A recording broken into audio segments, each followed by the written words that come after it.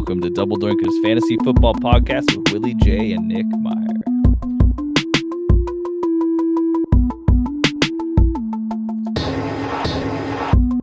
This is the Week 15 episode. That means 14 weeks have passed. We're going to be talking about some teams in the playoff hunt and what that means for fantasy. 14 weeks. Now, correct me if I'm wrong, Willie, but that's 3 months and change.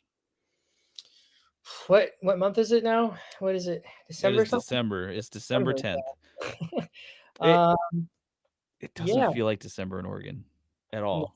We're living in a what is Portland going through right now? It's a atmospheric river the past couple days. Mm-hmm. So it feels like we're in if we were living in the southeastern United States or in Arizona, it's like a monsoon or hurricane season a little bit. So it's been pretty weird. It's very warm though. I walked out earlier with a tank top on and outside to put up a decoration with the kids, and I didn't even think about it. It didn't hit me until I was like, "Oh, it's December 10th. I'm outside in a tank top and it's chill." Yesterday it was almost 60 degrees and it was pouring rain and blowing wind everywhere. It was weird. Hey, it's just one of those things. We live in a post-cold world. No, okay, that's not true. I'm sorry for everyone who's dealing with the cold right now. I'm lying to you. But welcome in. As most leagues would have it, your regular season is over. So first off, I want to say to everyone, congrats on making it through the regular season. I hope you made the playoffs. And if you didn't make the playoffs and you're still listening to this, you're a sicko and we love you here. But I do hope it went well. I hope everything you wanted for came to fruition. And I hope that you had Christian McCaffrey. Christian McCaffrey specifically because we'll talk about this later, but he's the only player that really comes to mind that has not had any dud weeks and hasn't had some dips. Even JT right now, I would not want to have JT. No, JT feels like he's in a bad place right now. Yeah. Christian McCaffrey doesn't. And I mean, the only other player besides the injury that happened this week is Devon Achane, which we'll talk about a little bit later too. He's been ridiculously consistent on a team that consistency is not a word that comes to mind. No. But so we're seeing in the NFL, we're seeing kind of the playoff picture forming. In your fantasy leagues, the playoff picture has formed. So if you're in it now, there are two things you got to be looking for. You got to be looking for each week production. You can no longer only plan for the future. Each week you have to produce, unless you have the bye week, in which case, congratulations. And I don't want to talk about that. But after that, you are looking for players that in the coming weeks will produce. So you need to do both things simultaneously. In the regular season, you can kind of put something on the back burner for a second. Make sure you secure a win or make sure you're getting the players for the next upcoming weeks and bye weeks. So right now, you can't drop the ball, and you need to make sure in the upcoming weeks you don't have the opportunity to drop the ball. Mm-hmm. So there's a reason why you're in the playoffs typically. And it's either your draft went really well or you're a waiver wire hound who scoured it and made some trades, made some moves. And either which way, you have the skills to keep going, win the championship. I'm not self-actualizing because I'm saying it to other people. I'm prescribing a win to you. I think the playoffs in fantasy are really when more so than other weeks, at least, it really does come down to luck because your team is established. Yeah. So, like you said, there's strategy like who to start, who to bench. That's always going to be a factor every single game.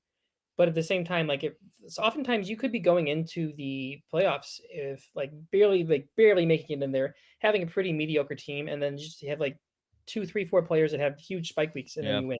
So this is where luck and looking at trends ahead of time and drafting or trading or picking up based on that comes into play. But right now, you can scour your waiver wire for things maybe, but you're not going to pick up you're very likely not going to pick up a player that wins you a week. And that's just kind of how it's going to be, unless there's a big injury, a Tank Bigsby or a Tyler Algier somehow. But that's not what we're looking at now. That's not the trend. That's not how it usually goes. Right now, it's luck and some preparedness. Yeah, this is a good time if you have just random flyers that you may not need. Dumping them for your handcuffs might be a good choice. Because if you have a player that's let's say I have Chase Brown and Samaje Perine, I don't love him because he really vultures. But if Chase got hurt this week, and I'm knocking on wood, I'm not talking that into existence. But if that happened and I had Samaje already secured, theoretically I could have a plug and play for next week. Yeah. This is where at this point you don't want prospects that may turn into something because it's too late for them to may. They either are or they aren't. I did that strategically in my main league this week. I picked up Ricky Pearsall off waivers, who's done nothing. But there's a situation if Kittle, Jawan Jennings, I mean, even CMC were to get injured, like he's going to emerge as the primary target in some circumstances. So he's a one that he shouldn't have been drafted as a handcuff, but he's become a handcuff. So Right, he's on that list where that offense will produce. So if he's the only one on it he's the only one who's left, he will produce. exactly, So, yeah. yeah. So again, I hope you made your playoffs. If you didn't, I'm sorry. I am currently picking up Dylan Sampson. So Yeah. that's where my head's at. Let's talk about week 14 a little bit. We'll talk about the injuries just as going to start it off with here because there was quite a few injuries and some of them are really going to impact not just teams but players on those teams. So I'm going to go with what I think is likely the most tragic injury of the year as far as storylines, as far as what it means for this player, as far as what it means for this team. Daniel Jones, Achilles tear in week 14 of an NFL season. He's absolutely out for the year. You'll have either backup rookie Riley Leonard coming in, who also got injured with a PCL sprain, or you'll have 44-year-old Philip Rivers come in. Me and Willie have discussed this prior to starting this podcast, but I actually think Philip Rivers is going to be the guy just based on the vibes and the way Indianapolis seems to like to do things. You were telling me that he apparently has in since retirement, and he hasn't gone into broadcasting like Matt Ryan. He has been like doing off-season workouts, maybe not with teams, but in like preparedness to play again. He's officially retired more or less, but he still has that football athletic. When a team is in like need of an emergency quarterback, he tends to fly out there and be like, "Hey, what about me?" He did it for the Colts before. He's done it for the Niners before. So it's not just like situations where I think it's a useless one off. It's teams that he either believes in or that he has history with. If he had 7 less kids, he would not be doing that. He just Yeah. doesn't want. He doesn't want to be at home. He's a grandpa now, like his kids have kids. His first joke when he got up on the podium was that he hasn't had a interview since Zoom era, so he hasn't had it since it was still COVID times, which is Wow. crazy. Yeah. Yeah. But he is still, I think, only 2 years older than Aaron Rodgers. Yeah. I think. Yeah. And Aaron Rodgers, like for what it's worth, he hasn't been good for fantasy. What am I trying to talk to Well, here? He makes DK Metcalf look okay every once in a while, but like, I will say this: in 5 years makes a big difference. yeah. But 2020 Philip Rivers was not washed. He wasn't elite, but the Colts made the playoffs of him. They almost won a playoff game. He was a great game manager that year, if what I remember. And he wasn't out. He wasn't going out there looking like an old man. He wasn't expected to do very much at all. And that was when the Colts had an even better O line than they do now. I think they were. That was like as soon as Andrew Luck left, they started getting a really elite O line. That was somewhere in that It's era. the way it goes, yeah. Yeah. But you know, again, 5 years is a big time. But if it was like if his season in 2020 was just 2 years ago, there wouldn't be any question like, oh, he's back, like he can do this. So it really just depends on where he's been at physically and mentally. 100%. Yeah. And with what we saw from Riley Leonard, so Riley Leonard can still run. I Mhm. think that was the one part of his game that seemed to translate well into that offense is that he was able to take up those scrambling opportunities that Daniel Jones had prior. And that was something that Daniel Jones had brought to this team. I know we're talking about a team that had Anthony Richardson, but if Richardson can't throw the ball, the scrambling is just different. But Yeah. Daniel Jones could throw the ball and he could scramble. So Riley allows them to still have this mobility as a quarterback, whereas Philip Rivers isn't. There's just no chance. He wasn't a mobile quarterback at any point in his career. He certainly isn't at 44 years old. No. But Philip Rivers has two things going for him, and one is he's always been pretty accurate with the ball, no Mhm. matter how ugly his throws look. And as a Raiders fan, trust me, I've seen his ugly throws over and over and over again. They just look god awful.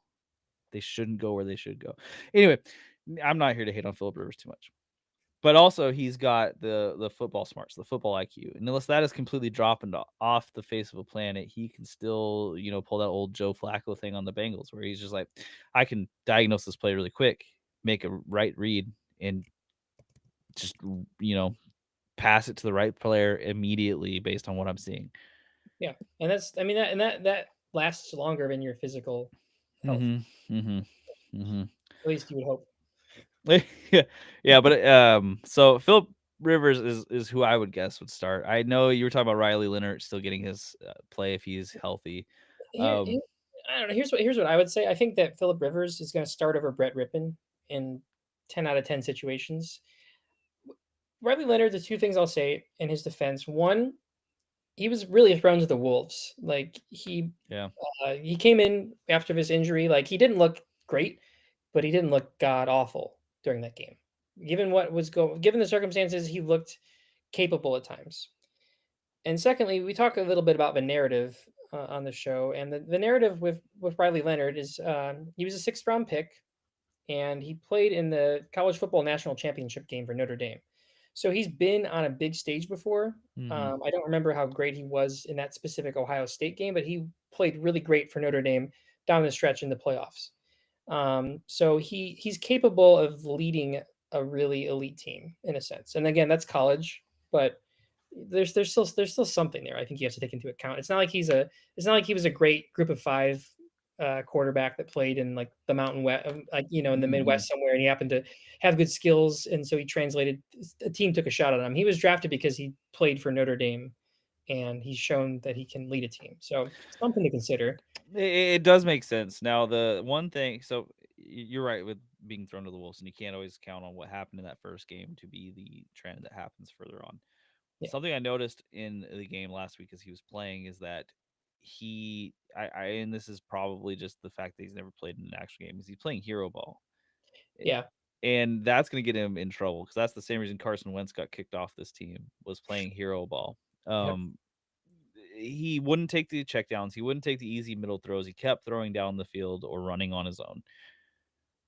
That can work. My question is that you have to kind of grow into that, right? This is where you're going to make mistakes. You're going to throw picks. You're going to have issues. And the Colts are right now one game out of the playoffs. They're the eighth seed in the AFC, which is why they brought in Philip Rivers to me, is that they don't want to just let this opportunity fall. They were one of the hottest teams to start the season, and now they are without their quarterback. It stinks. It stinks. That's why I also think Philip Rivers is going to come in, because they want someone who's been in this position before to come in and try to lead them through it, because they have a not Justin Taylor, Jonathan Taylor, and Jonathan Taylor can buoy the team, and Philip Rivers can do enough to hopefully help them win.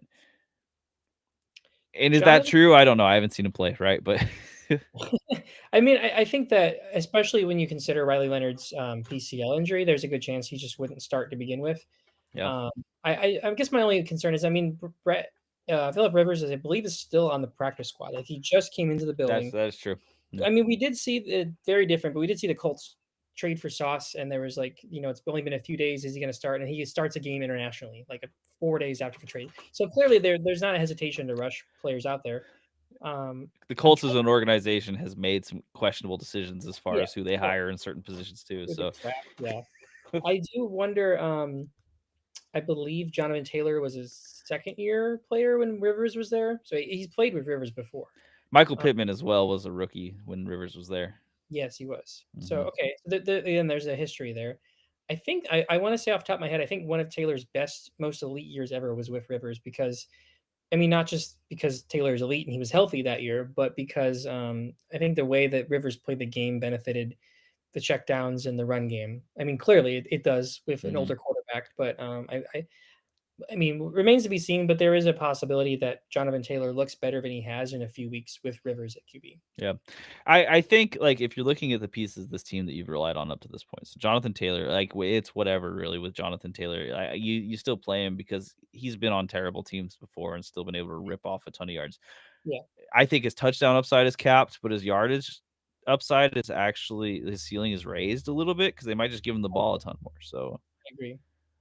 Michael Pittman is interesting because he's been like up and down a little bit. Their familiarity might help him, but it also is just so hard for me to see 44-year-old Philip Rivers being able to pass through certain defenses. So I This think it downgrades Pittman. this definitely hurts Alec Pierce the most.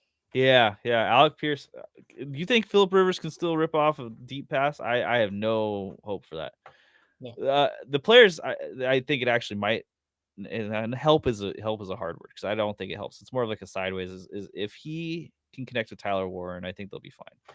Philip Rivers knows how to use a tight end. He's had Antonio Gates his whole entire career. Then he had Hunter Henry for a little bit, and it's just always been a thing. So I don't think Philip Rivers and the tight end connecting is really an issue. In that middle part of the field, the short routes, if That's Philip Rivers' arms a little cooked, which yeah. should be probably, this is a good place for it. I think you make a good point. I don't think this is really going to hurt Jonathan Taylor too much.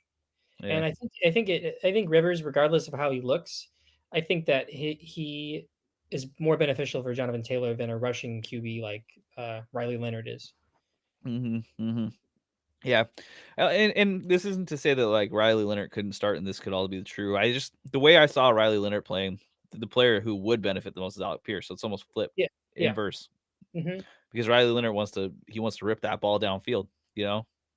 Um, but we'll see what happens. I know that's not a solid answer for anyone who's listening, but we don't have a solid answer on who the QB is yet. So what are you gonna do? Unfortunately, I mean, Daniel Jones was a great quarterback for this offense because he really did blend that pocket passing, most of the time QB like intelligent accuracy Hmm. awareness, Philip Rivers with the running, rushing Riley Leonard. He was So playing out of his mind. He was having a great season. and I mean, he did start playing less when I mean, maybe the Colts offense as a whole got figured out a little bit more, but also like he, he fractured his tibula, I think in his right leg, and then he tore his Achilles in his left leg. So yeah, it just sucks. I don't even know. I don't know what's gonna happen with him. It's a good question. This might be like a sadder version of Sam Darnold at this point because he might not get re-signed with the Colts, and he probably won't be available until like near the end of next year with an Achilles injury. Um, that's just I, guessing. I think he goes to Minnesota. If the Yeah, Colts can re-sign him, I think Minnesota makes so much sense. it does. I just don't. I wonder if Kevin O'Connell thinks he can outlast an Achilles injury for the first part of a season. I mean, the JJ's still there. True, true. I mean, Minnesota should bring in Kirk Cousins and Daniel Jones and then make a campaign about Achilles tear awareness. Yeah, good. Uh, probably not. Sorry to anyone who's tore their Achilles. I'm not trying to make light of the situation here. Um, Tyrod Taylor, he has a groin strain. He's doubtful for Week 15. I mean, he's almost certainly not playing the Jets. No. And having a starting quarterback that's consistently in the game for like 2 to 3 weeks, it's impossible. Impossible. Speaking of rookies that looked all over the place, Brady Cook out of Missouri, if he is in fact starting this week for the Jets, I mean, the only player that matters there is Brees Hall. So I guess we don't even need to talk about that. Yeah, I mean, even if it's Justin Fields, it really just doesn't Yeah, matter. Brees Hall is the guy. Your Adonai Mitchell ads that you hoped for, they're not going to happen. Your John Mechie, it's not going to happen. no, Mason Taylor, if you're absolutely disgustingly desperate in his Justin Fields, that's about it. And even then, like I'm hoping that you're not that desperate if you're in the playoffs for a tight end. yeah, Yeah, everyone else you don't want it, and it's against the Jags. Jags have a good defense. This yeah, isn't where you want to play around. Okay, so Jaden Daniels, he hurt his left elbow again. It's as far as I can tell, it's just listed as soreness, but he's out for Week 15. Just was declared out today. If I wanted to bet on injuries, I would bet that he remains out for the rest of the season because Washington cannot kill this kid. They can't do it again for another great quarterback. the thing is, like, I mean, you want your great players to play, not just because I mean, you're not paying Jaden Daniels that much. He's a rookie, but you want to also protect your job as a coach. And I think Dan Quinn Hmm. is coaching has really fallen off this year, but he's 1 year removed from an NFC championship game. His job, it has to be safe. I've heard discourse about it, but like, I disagree. I think that if I think the coach has an incentive just to rest Jaden Daniels because I think his job's safe. And I, Mariota's been a good quarterback, so there's really no reason to to bring him out there. Yeah, Mariota has looked shockingly good for this team, despite the fact that this team can't seem to win. Dan Quinn had something up his sleeve when he took back over the defensive play calling. The defense did look better, maybe not consistently better, but it did look better for a moment. And he doesn't he's not doubting or denying that there's issues with the processes, right? So I Mhm. think they'll give him at least one more year, because he has the built-in excuse that he didn't have the QB that buoyed Yeah, his team there for basically the whole entire year.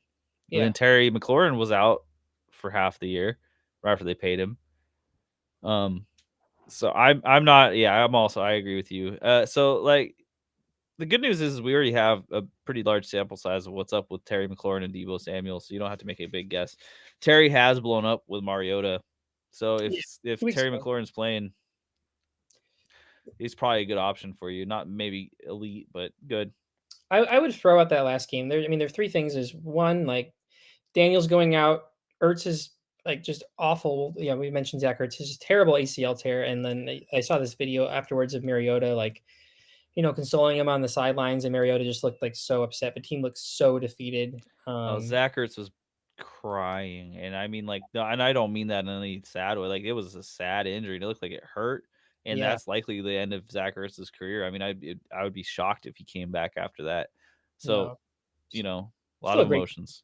great career though. Honestly, I mean, the fact that it goes out at FedEx Field is just okay. That sounds about right. Well, and so he had that great Eagles career, then he had the awesome, great Cardinals career, and then he's also had a great Washington career. He's had so much Yeah, more longevity than anyone would have guessed at this point.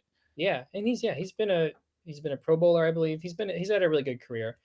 And his injury sucks. I mean, he's been somewhat relevant in fantasy, but I mean, I still in looking at Terry and Debo, I would throw out, especially Terry. I would throw out that last game because not only do those 2 injuries just destroy the morale of a team in the moment, but Brian Flores, after being shut out, that his defense, like he was in Mhm. the locker room just Mhm. screaming. He's like, "We can," and that's not going to happen again.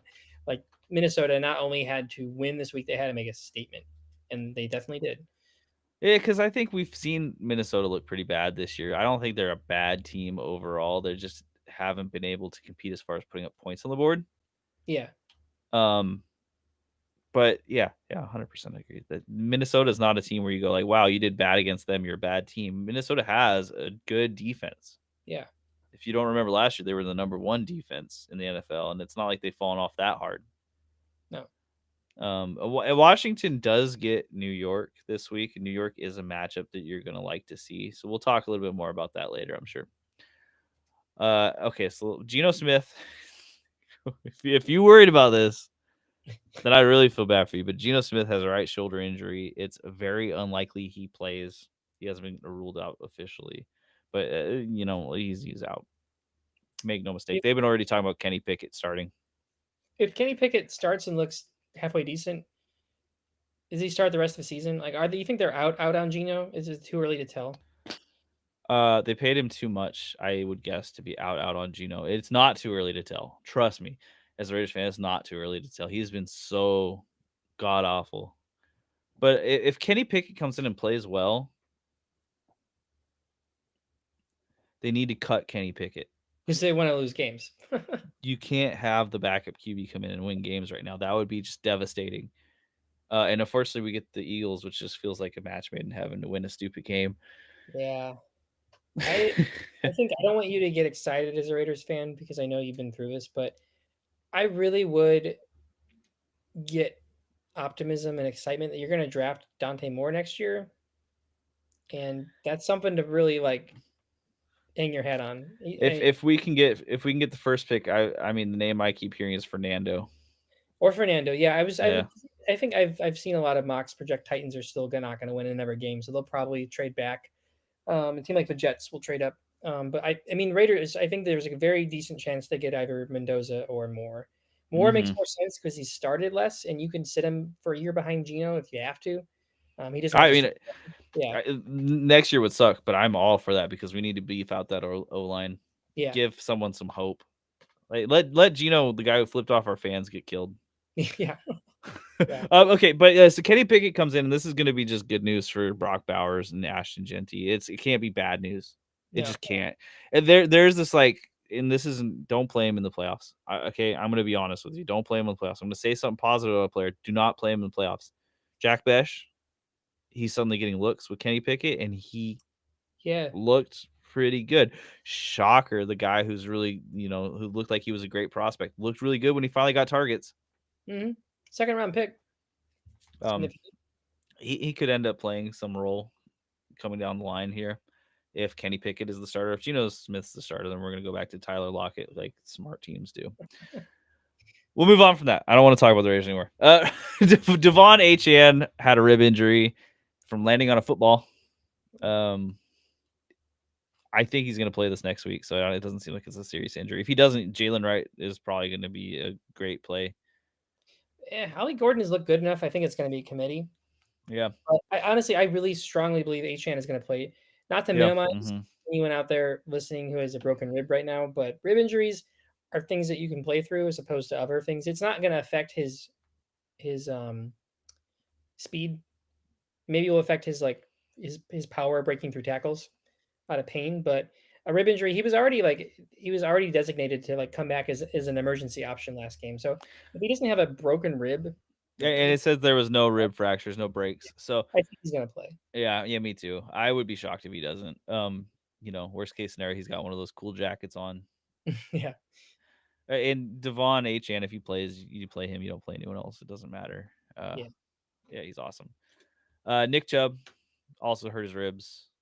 This only matters if you're a Woody Marks owner in the playoffs, because that means Woody Marks might actually just get all of the carries that matter, as opposed to splitting with Chubb. Dameon Pierce, I think, is on the Chiefs now. Yeah. Dameon Pierce got cut. I don't think Dameon Pierce and the Texans like each other very much. No. Which, like you said, it would be Woody Marks or bust, really. Yeah. So if you have Woody Marks, that might be good news for you. If you don't, I don't think it matters. CeeDee Lamb is in the concussion protocol. So they played the Lions and the Cowboys played the Thursday night game, and CeeDee Lamb went out with what looked like a pretty gnarly concussion. He had the fencing position, the fencing posture, and everything. So it didn't look great. He got up. He looked wobbly, doozy. Yeah, but they're going to try to get him to play. It was a 10-day rest period. He's gonna say 10 days. So, and they play the Vikings on prime time, I think. Man. And Jerry Jones is known for getting his way. Don't ask me how. I don't really understand the money, the whole reasons behind it, but Jerry Jones has a way of getting what he wants. So CeeDee Lamb will probably play. Yeah, I think so. I think that it was a nasty injury, but I think if the 10-day window does change it a bit for me. T. Higgins is back in the concussion protocol. Did he get re-injured, or was it just I don't know what happened. I forget. I only watched the end of that game, really. So here's what I'm seeing. So on Sunday, he hit his head on the frozen ground different times. During the game, he cleared the protocol, but afterwards he went into the protocol. Was it as a precaution because he just had gotten over a concussion, or I wonder about that. I feel like that's a recipe for him not to play this week. Yeah, it's what I'm seeing is that they're postulating he doesn't play for the rest of the year. Yeah, which would make sense if you got 2 concussions within 3 weeks. That would make a lot of sense. It's unfortunate. He had a great week against Buffalo, but this is better for Higgins. Ultimately, you want him out for the year if he did have a full-on second concussion. Yeah, I know as a fantasy owner you don't, but I think it's likely they shut him down. He's on my buddy Dylan's team, and Dylan can't have any good things this year, so I think it's very likely his best player is out the rest of the year. Yeah, T. Higgins is on my dynasty team that I have, and that's worrisome when I'm reading about it right now. Okay, we already talked about Zach Ertz. We'll bring up David Njoku. He sprained his PCL on a touchdown pass, which the touchdown pass looked good, but then it immediately looked like Njoku was going to die. It was one of the more up and down moments in a game. Shedeur threw a perfect pass. He catches it. He comes up, and then he immediately falls back over. I thought he hit his head, but it's the PCL sprain that's been keeping everyone out. right? It's the same thing that happened to Riley Leonard. It's the same thing that happened to Ricky Pearsall. It's the same thing that happened to Drake London. So we're just seeing these sprains keep people out for a long time. So I would say Harold Fannin Even is without gonna be, yeah. yeah, he's gonna be a big part of some teams. Even without the Njoku injury, he looked. I mean, I put him on my gut check, and he was, I think, tied in one on the week, or at least, yeah, up there. Hmm. Um, he just looks so good. He really Yeah, does. and he's unlocking Shador. Like if Mhm, Shador, like if Shador, like that's not to say he was the only one playing, right? Well, because Jerry Judy did actually pretty good this game. There was mhm. some signs of life on the Browns offense, and they still managed to lose a game. Good for them and good for them. Yeah, hundred Yeah, percent. But yeah, Harold Fannin, I think he's going to be a fantastic pick. He's on an awful team. Still going to be a great pick. I just traded for him in Dynasty, and I'm very glad I did. Yeah, yeah, that's a good one. That's a good pickup.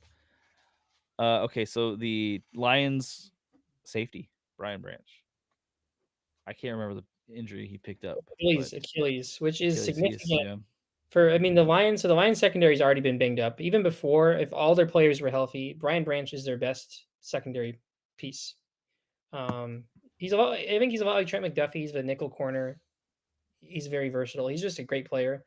And the thing that really is notable about this is not just the secondary being banged up again, but the fact that it's an Achilles means he's probably out for most of next year, which really affects this Lions. I mean, their defense, the morale. I don't know. That's just a. They've had a lot of bad injuries, and this one just really hits them. Yep, yep. The Lions aren't going to be able to keep good defense. It just doesn't seem to be in the cards every year. This is happening. Yeah. Chris Rodriguez of the Washington Commanders hurt his groin. I don't think it happened during the game. It might have happened at practice later, but he did not practice on Thursday. So Okay. that's excuse me, on Wednesday. It's not Thursday yet. I'm not telling you the future. He did not practice on Wednesday, which means bad things. I don't think that's a good sign. So you might get a good old Ja'Cory Krosky merit game coming up against a Who? team that you can run against, Who? the Giants. No. Who's Jacoby Krosky? Oh, Bill Krosky. Who's Bill? Who's this guy? I think You know, I remember who that was. I think he forgot who he was. I haven't heard that name in years. right, but he'll be the only one. He'll be the Huh? only one. They'll have him and I who else do they have? They picked up that one guy who's been around forever, Chase I Daniels. was going to say JD McKissick, but he hasn't been there in like 3 years. No, it's Chase something, Chase Edmonds. There we go. Oh, We got Chase. that. Chase Edmonds. Wow. Speaking of names I haven't heard in years. Jeez. Yeah, so it's either Bill Krosky or Chase Edmonds, and I would put my money on Bill Krosky out of I those would two. too. I think Yeah, I mean, he hasn't had a good game in weeks, but if he's the only one against the Giants, that's solid. yeah, 100%. Trey Benson is out for the season. They missed the window to reactivate him, which means he's just done. The Cardinals are shutting down shop. They don't care. Yeah. No. No. Kyler's done, and as soon as Kyler's done, they said our season's over. Let's move on. Let's make Michael Wilson a star and move on. Yeah. That was Uh, good for him. But yeah, I think Marvin Harrison Jr. is also questionable, maybe mhm. trending towards being out this week. Now, Because if they have a matchup that is just god awful, it's against the the Texans. Texans, So yeah. you got Jacoby Brissett and Michael Wilson and Trey McBride versus the Texans. Do you still play Michael Wilson if Marvin Harrison Jr. is out against this team?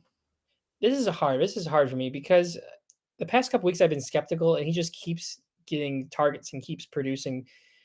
Going up against that secondary, I he's a flex play. Let me say that. Okay. I Don't mean, start him as it's hard not to because he's really been hard not putting to. up. But that's the matchup you just never want to see right now. And here's the thing of fantasy. I know that players break out and there's trends, and you think that if the player's playing god awful, he's going to play god awful forever. If he's a player has 3 amazing weeks, he's going to have amazing fourth week. It doesn't. I mean, I think you probably have better options to play than him. I'm just going to say it. I'm going to continue to be a skeptic. Um, Even though he's wide Yeah. receiver one in the past 3 weeks, I get that. I would. I mean, if you, yeah, there's a good chance you still want to start him, but it's hard. I'm less. I'm more bullish, if you want to say bullish, on Trey McBride, just because he produces no matter what. Like, yeah, he's matchup proof, really. Well, and with tight ends, I mean, you're asking for like the difference between maybe like 12 points and 5 points. If you're playing like a different tight end, you're like hopefully getting 12. With Trey McBride, you can score so much more. The upside is just too high, regardless of the defense they're going against. I think McBride has 80 more points than the tight end too, or something Yeah. ridiculous like Mm-hmm. that. So yeah, his worst game of the season has been 12 points or around there, I believe. Um, and also, I guess if Marvin Harrison Jr. plays this week, I'd probably play Michael Wilson over him, just to be honest. Even though Wilson hasn't, Yeah. I think would be on a snap count if he does play. And if he does play, he's still Marvin Harrison. So we're gonna have Derek Stingley and Kamari Lassiter and Petrie, or they're all gonna be on him. Like he's gonna be seen as a number one, and it's just he's not startable. I don't think. No, it's not a good plan. He just hasn't done it. Like he's done it maybe once or twice this year, but that's not enough. And we've already seen Michael Wilson produce more in shorter amounts of time, getting the feature. Drake London is out this week again, ruled out. He is on the Thursday game against the Buccaneers, so that leaves you with Kyle Pitts, who I think is also questionable currently, and Darnell Mooney as the main pass catchers against the Buccaneers team that has a suspect defense. Mooney's a good start. I think I Mm-hmm. really do. I wouldn't. I mean, there's probably better players out there, but Mooney he gets targets. Him and Cousins like each other, so Yeah, I think yeah, it's hopefully Bijan. I really need a big week from Bijan. I really do. this And could be a big week from Bijan. I know the Bucks have an okay run defense, but Bijan could also be a huge part of the passing offense. So I think he gets half his points on an average basis from his receiving in a mm-hmm. PPR league at least. Okay, good news. Mike Evans back. Starting? Is he back? Back, and Jalen McMillan is also back.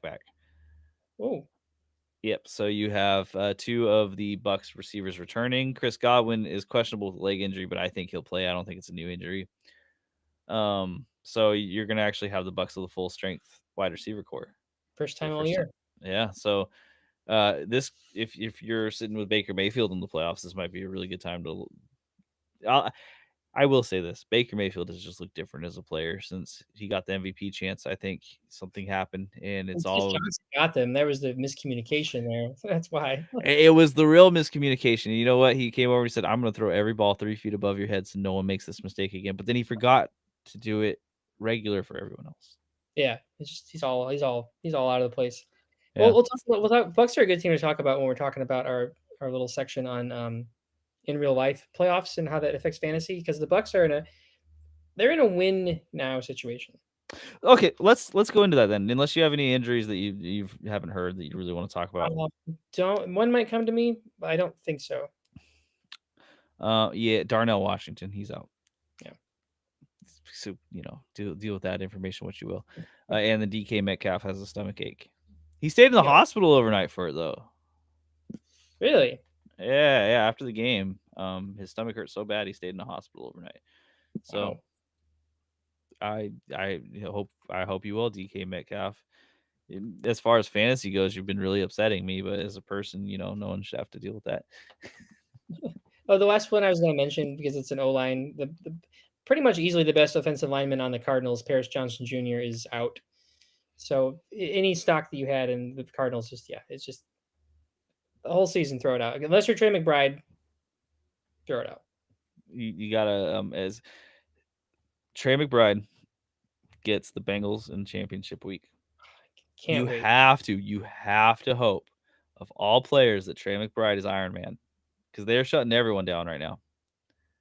So you just gotta hope, because this is scary. Like, you want Trey McBride to play as little as possible these next 2 weeks, so that way that third week he can get. Yeah. It's funny you've been mentioning this tight end Bengals linebacker connection for most of the season, and I've actually seen just 2 or 3 either Reddit posts or like even a legit sports article talking about this, like this connection. Apparently, the Bengals have given up the second or third most points to tight ends in the Super Bowl era this year.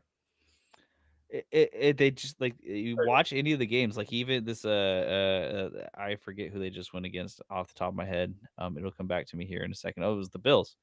Dawson Knox and Kincaid went wild, and every time they needed to score at the end of the game, when it was so important that they don't score because the Bengals could actually win this week, Dawson Knox is just chilling in the back of the end zone with no one near him.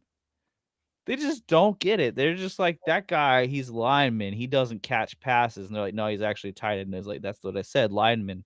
Like, I don't know. It's just one of Yeah. those things.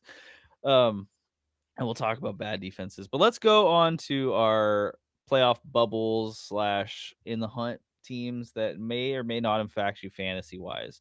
Because right now you're going to see some things. Last week I talked about Lamar Jackson in this exact specific scenario. I said Lamar Jackson, you're going to want to play him, and it comes down to what you believe in him as a contender or a competitor. Because he's been really bad. But if you believe that as a competitor, he can pull it together and really tough out through it, you're going to want to play him. And I know that that's like not statistical analysis, but that's Lamar's. There are players here that are caring more all of a sudden, and they're going to put more into it, and they're going to dedicate more into it. And their teams that are ramping up and rallying around the opportunity to make the postseason, because as we were talking about with fantasy, just getting into the postseason sometimes can propel you to a Super Bowl if everything happens the right way for you. But you have to get there first, and you have to lean on certain players Mm-hmm. that are fantasy relevant in order to do that. Mm-hmm. And that could be like even asking players who are hurt to play through things. This could be asking, hey, we're going to throw you the ball 28 times this game because you're the best player on this team. Yeah. And I'm not prescribing that yet. Well, let's go over these teams. I'm going to start with teams that currently have a playoff spot first, that are in the hunt. And I'm not going to talk about the top teams. Like, there's no reason really to talk about necessarily the Broncos or the Rams. They're doing what they're doing. It's been working, so they're going to keep doing what they're doing. Yeah. We're not, unless you might see more Blake Corum touches, sure, but we're still going to see Kyron. The Rams offense is going to be the same. There's nothing to fix there. Right. Okay. So let's talk about teams that could change up a little bit. Which I'm going to start off with two teams that are some of the more disgusting teams to start. Let's talk about the Steelers. The Steelers are currently top 4 seed because they just beat the Ravens. They're not a very solid 4 seed. They have a 56% chance to make the playoffs if they lose this week. So it's not locked up. Aaron Rodgers is still playing with the hurt left wrist. And Darnell Washington's out. DK's got the stomach issue that he has. And their defense is all over the place. So I don't really know on this team who you feel ultra confident playing. Like, is Jaylen Warren just the one guy who you're like, I can plug him in most weeks because that's the way running backs are? Is there anyone else that you think that they can ask to step up? Because the one player I think they could ask to step up is DK. Because when DK does good, they win. There's a trend there. I don't know what the disconnect between him and Aaron Rodgers is, though. Because if it's two egos, then you gotta throw it all out the window. Who cares? This is a team that I think is, if in order to like get into the postseason, well, two things. One that I'm going to point out is just a wild thing I recognized in the AFC North. But first of all, this is a team that I think really needs to fix their defense or their defensive identity or something in order to get into the postseason. Like you kind of know what you got with Aaron Rodgers, you know what you got with his run game, and you know what you got with DK. So yeah, I think relying on DK. I mean, I think DK is the kind of player where if he's been a fringe flex player for you, and it's between him and maybe like an Alec Pierce or something, like you lean DK each week just based on the narrative and how these things are shaping up. Maybe have more optimism for him. I think that his ceiling is gonna have to be raised if the Steelers are gonna make the playoffs. So he's a player that I look at. There's something I loved about DK this last week. I will just say is that finally what I've been talking about. If you just throw him slants, he'll make it work. They threw him like 3 slants, and it was like, oh my gosh, they're doing the thing. Yeah, and it kept getting them to move the ball down the field. Against the Ravens defense that has been not great at all this season by any chance, but more hyped lately. We'll talk about them later. Yeah, so I think DK, you want to look at him as a trend here to get more volume. Also, I was just looking at the AFC North is such a weird division this year.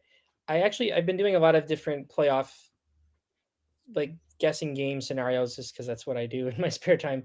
And there was at least 2 or 3 different scenarios I did predicting the rest of the season, every game, where the winner of the AFC North finishes 7-10, which is crazy. But it really so seems gross. like, look at it. There's a decent-ish chance that happens just based on how you expect like games to flip and how the Ravens Steelers match goes week 18, I think it is. There's a very good chance Ravens Steelers Bengals all finish 7-10.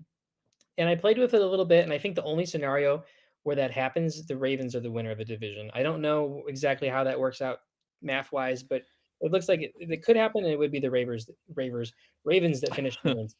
It would have to be like head-to-head schedule or something. Yeah, I think that's what it is. But it's like that's just I can't even wrap my head around that. I But mean that would be like whatever team made it into the postseason at 7-10 would absolutely make the FC Championship game because that's how these things work. If you have a terrible record, you're going to win in the postseason, and then everyone's going to be talking about it for the next 6 months.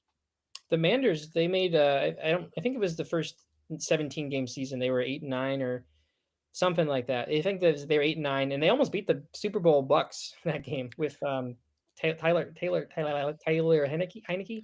Yeah, Heineke. Yeah, I remember the Seahawks also were a team. This was before the 17 game season. They made it at 7-9 mhm. at 16 game season, and everyone was like they shouldn't make it in with that. And then that's when the Beastquake happened with Marshawn Lynch beat the Oh, Saints, and the Saints were favorite easily. Like they looked like a great team, and then the Seahawks came out and just beat them down. So good. that's Yeah, what happens. That's what happens, because it's good for everybody, and that's a team that really rallies. So I agree with you though. The Steelers can't just be TJ Watt or bust on defense anymore. It mhm. can't keep working that way, and it has been. And if TJ Watt's not playing well, then they just don't do well. It's like him and Casey Hayward, I think it is. I might be saying the wrong Cam Casey. Hayward. Yeah. Yeah, Cam Hayward. Okay, I was like, I think that's close. Steelers defense hasn't been well enough for me to know many of their names, which is crazy for a Steelers defense. All right, let's move on. Let's talk about the Eagles.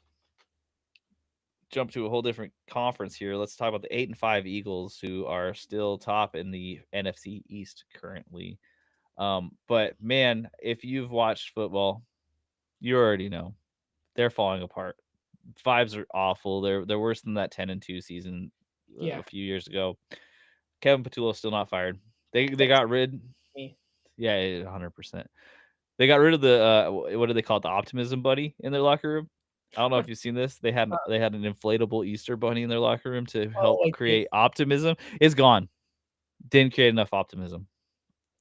So we're back at this, and they are going against the Raiders this week. And let me tell you, a match and a scenario that can make every team, every fan of both fan bases just really upset. Raiders beat the Eagles. Eagles fans, awful, super Trap game upset. all over it. Yeah, and then the Raiders winning against the Eagles, awful. All fans super upset. No one wants this, and that's why I think it's the most likely scenario. I don't think it wouldn't be too big of a deal because I think Raiders and Eagles fans are the two fan bases that are the most rational of all fan bases in the league. They usually take things not very personally, and they're pretty level-headed. So I don't think any of that upset really even affects many people. But Well, the Eagles fans are go crazy. The Raiders fans are gonna be like, "This is exactly how this would go," because yeah, we maybe the can't expectation at this end point. things Yeah, correctly. But if is this game in Philadelphia? I don't know that off the top of my head. I don't. Let's see. I have to check because if it is, Kevin Patullo might get killed. I don't under It's there's in Philadelphia. So if the Raiders oh, win oh, against the Eagles in Philadelphia with Kenny oh, Pickett let me as the pick it revenge quarterback, game. yeah. I'm Yeah, just saying I don't want the Raiders to win this. I want to be very clear with everyone, but the all of the scenarios are telling me that they win this. But let's talk about the Eagles as a team. here I gotta say off the bat, I don't know.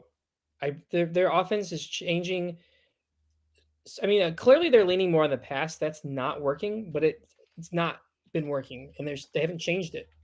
So if they were to fire Kevin Batula, 2 weeks left of your fantasy championships, what is the offense going to look like? I don't know. Either way, he stays, he's gone. It's this is like a very difficult fantasy team for me to get excited about. So we saw Jalen Hurts have easily the worst game of his career, one of the worst quarterback games of all time. He managed to get 2 turnovers in one play. It's almost impressive. It's that bad. You know Did what you I see mean? that they were doing the Monsters Inc. Kind of like how they did the NFC wild card of SpongeBob. They had Sully and And it the, totally just glitched out on that play. Like it just glitched out. Like it was yeah, just some random player across the field just holding his hands up. Like yeah, that tracks. yeah. Yeah. But so Saquon Barkley is the one player I can see benefiting from all this, right? Because he did pretty well against the Chargers. He was the only thing that was working against the Chargers. And when they every time they went to Jalen Hurts, they went cataclysmically poor. And Yeah. AJ Brown's not probably the best locker room presence when things aren't going well. Jalen Hurts looked pretty upset. Devonta Smith is a ghost as far as I can tell. He doesn't Uh, ever say anything. Jalen Hurts and Devonta Smith, if you have them and you're starting them, especially Devonta Smith, I'd be very concerned right now. Hmm. Hmm. Yeah. So Saquon's the only player who on this team right now currently I would really be happy to have, and not happy in the way that you would expect when I say Saquon, but like happy enough that he could be a fine RB2 on a team because I think they're going to lean on him more. Yeah, they kind of have to. I mean, Hmm. like we saw the Eagles do really well against the Bears and the what was the second team? In between Bears and Chargers. I'll figure this out one of these days. I'm pulling up my schedule real quick. So the both the Bears game and whatever the other game, we saw AJ Brown have two big, huge blow up games. Looked great. Eagles still lost, so that definitely helped fantasy.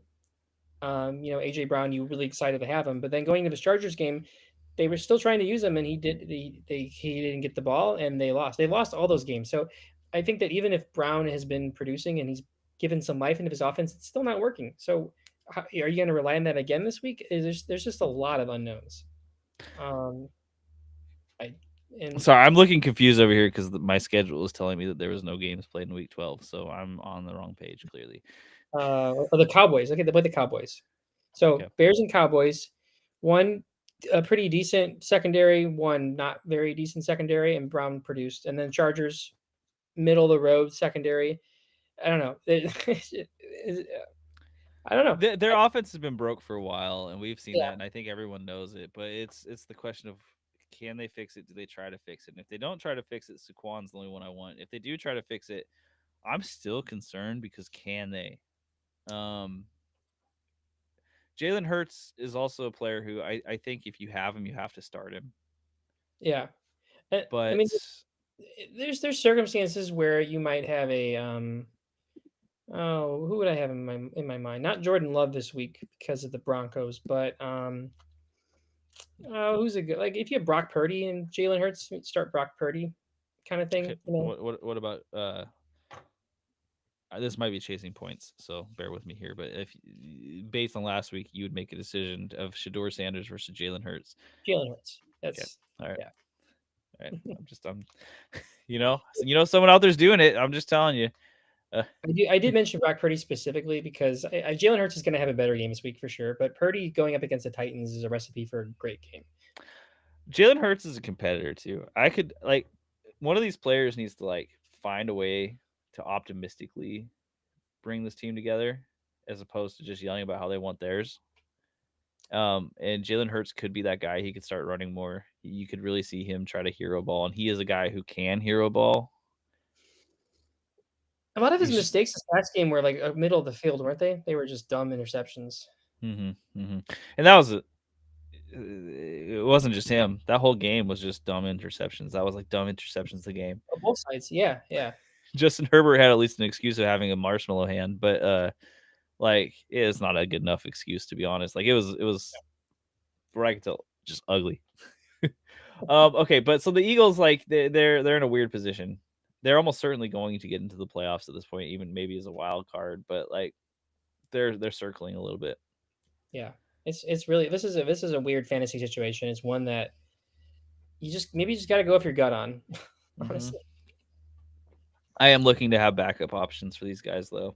Yeah. I think that there's other players you could start ahead of them that could maybe make more of an impact, but it Hmm. depends. Buccaneers 7-6, first place in the NFC South currently. The Panthers are right on their tail, also 7-6, so not even a game back. But It's a fun matchup going forward. so and they're not in prime position for the wild card. They're at 6 losses already. They're 2 games back of the wild card, both of them. So they're going to be fighting for this division title pretty hard. It's interesting looking at their schedule. It seems like the Bucks have a clearer path, but similar to the Eagles, there's a lot of unknowns about this offense. Um, and like we were talking about, have getting the four main guys back for the first time this season could make a difference. But I think the one player I'm maybe most bullish on would be Ibuka, just because we saw him produce better when everyone was on the field or Yeah, when yeah. people were on the field. We don't know what Evans is going to look like coming back from injury. We don't know Godwin's status most of the time. We don't know anything about McMillan at all with Ibuka on this team too. So I do get a little excited about Ibuka, but I don't know. What do you think? So I agree. Egbuka's just the one who we've seen do it this year, and there's really no reason to pivot off of him because even when the offense was clicking, it was still Egbuka. Having Mike Evans there, even if it's in a diminished role, is going to help Egbuka because the coverage will shift over to Evans. Hold Um, on hold on one sec. To maybe talk a little bit about Baker Mayfield for a second. yeah, okay. So now Baker Mayfield is the missing key for this offense for me because as soon as he stops producing at the same level, be it injury, be it whatever happened, and where he was overthrowing everybody, it was the Detroit Lions game where the shift kind of happened. We've seen this offense not look nearly as elite. So if Baker can get back on track with this supporting staff around him and with Bucky Irving there, because Bucky Irving is also a huge part in the end and can help make this team have a more balanced attack where it's not all on Baker's shoulders, then I can see this team really kicking off. But I think for fantasy purposes, for this first week of playoffs, I think it's too risky to play anyone outside of Egbuka and Bucky. I agree. But what's the line with Evans? Like, where are you at with Evans? Like, who are you willing to play him over versus who are you not willing to play him over? Like, let's say you've got the DK Metcalf, like we talked. Are we playing DK over Evans? This week, no. I think that really we're gonna look at. I mean, it's a Thursday game, so it's a little unique, but we're gonna look at this game and determine. I think what we see from Mike Evans this week, unless he just looks really bad, I think if he comes back this week and looks great, I think then that's when you can like look at championship week and stuff. And I agree about Bucky. I do want to add total tangent. Someone was just opening my apartment and like was trying to click the letter thing, and I thought it was my girlfriend, but it wasn't. Oh, I don't know who spooky. it was, but a little spooky. My cat's freaked out. Anyway, Are they gone? I think so. Okay. Well, we're on live stream. You yell at that at them. I might help. I don't know. Evidence. Okay. Well, okay. Here we go. Willie, if you got to deal with it, you deal with it. You know what I mean? I'll fight him. I like you here to back me up. Okay. Yeah. Exactly. I'll start yelling at him. Okay. Let's say I was gonna say Jameson Williams, but I think that's a pretty clear Jameson over Mike Evans right now. Right now, yeah. Yeah. What about? I'm looking for the line. Let's say Ricky Pearsall over Evans. Who are you Just going about for? Ricky Pearsall. That's it. I mean, kind of a coin flip for me. I mean, you want to say Mike Evans, but we don't know if he's going to be eased into this offense. Ricky Pearsall's got a great matchup this week. But that is kind of where we're looking at, somewhere in that thing.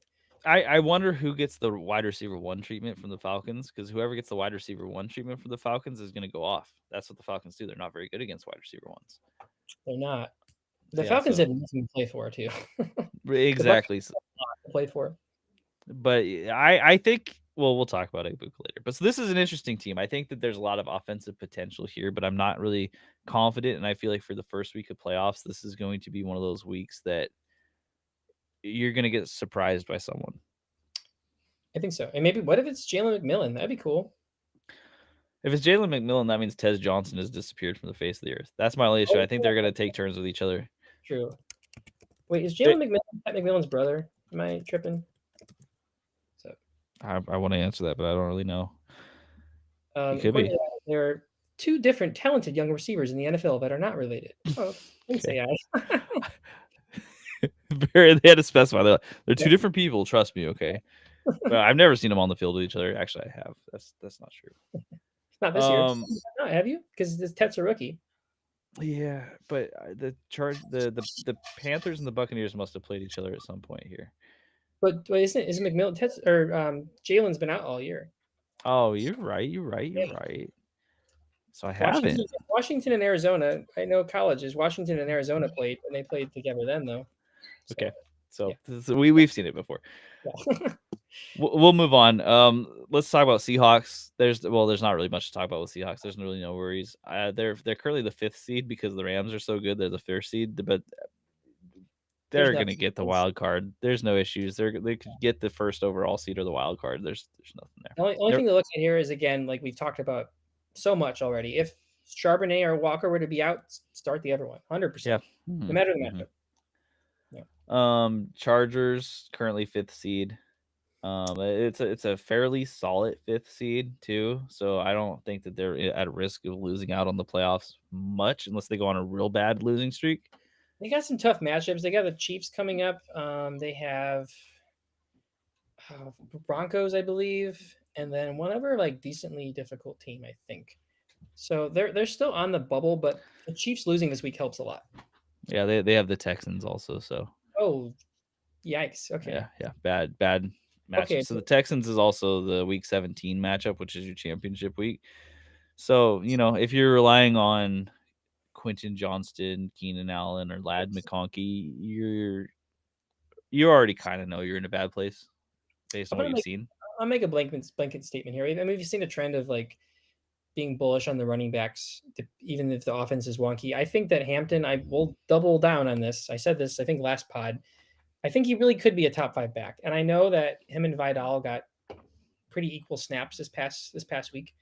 But again, this was Hampton's first week back. He got a touchdown immediately. He's still getting targeted. Like he's getting reception or targets, and Vidal's not. I think that I think he's a great playoff play. And I think that you really can't trust any other person on this offense besides him. I would still keep Vidal. And if you're in like a pinch, Vidal, I think, has some guaranteed touches, and he's also looked really good on this team. So I compare him to like Ramondre Stevenson, but a little bit less floor, less ceiling floor. I don't know, but kind of the same thing. Mm-hmm. Yeah. And we'll see with the Murray and Hampton getting ramped up. So like this next week will be interesting. I wouldn't play Vidal this next week, but if he has the same role where it's almost a 50-50, maybe a little bit less, you could potentially play Vidal in certain matchups. Not against the Texans, but in certain matchups. So don't get rid of him yet. There's always a chance of Hampton, re-aggravating his ankle injury. So he's a safer handcuff than most. I do think that Hampton he really can benefit regardless of matchup because of the checkdowns and because he's targeted so much. Mm-hmm.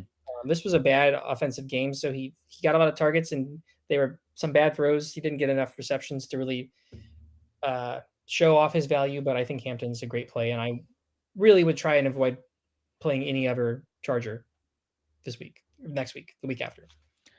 Yeah, it's not a good schedule, and it's just, I mean, the offensive line is falling apart, and it's clearly affecting him. Herbert is hurt. Yeah. And that's also clearly affecting them.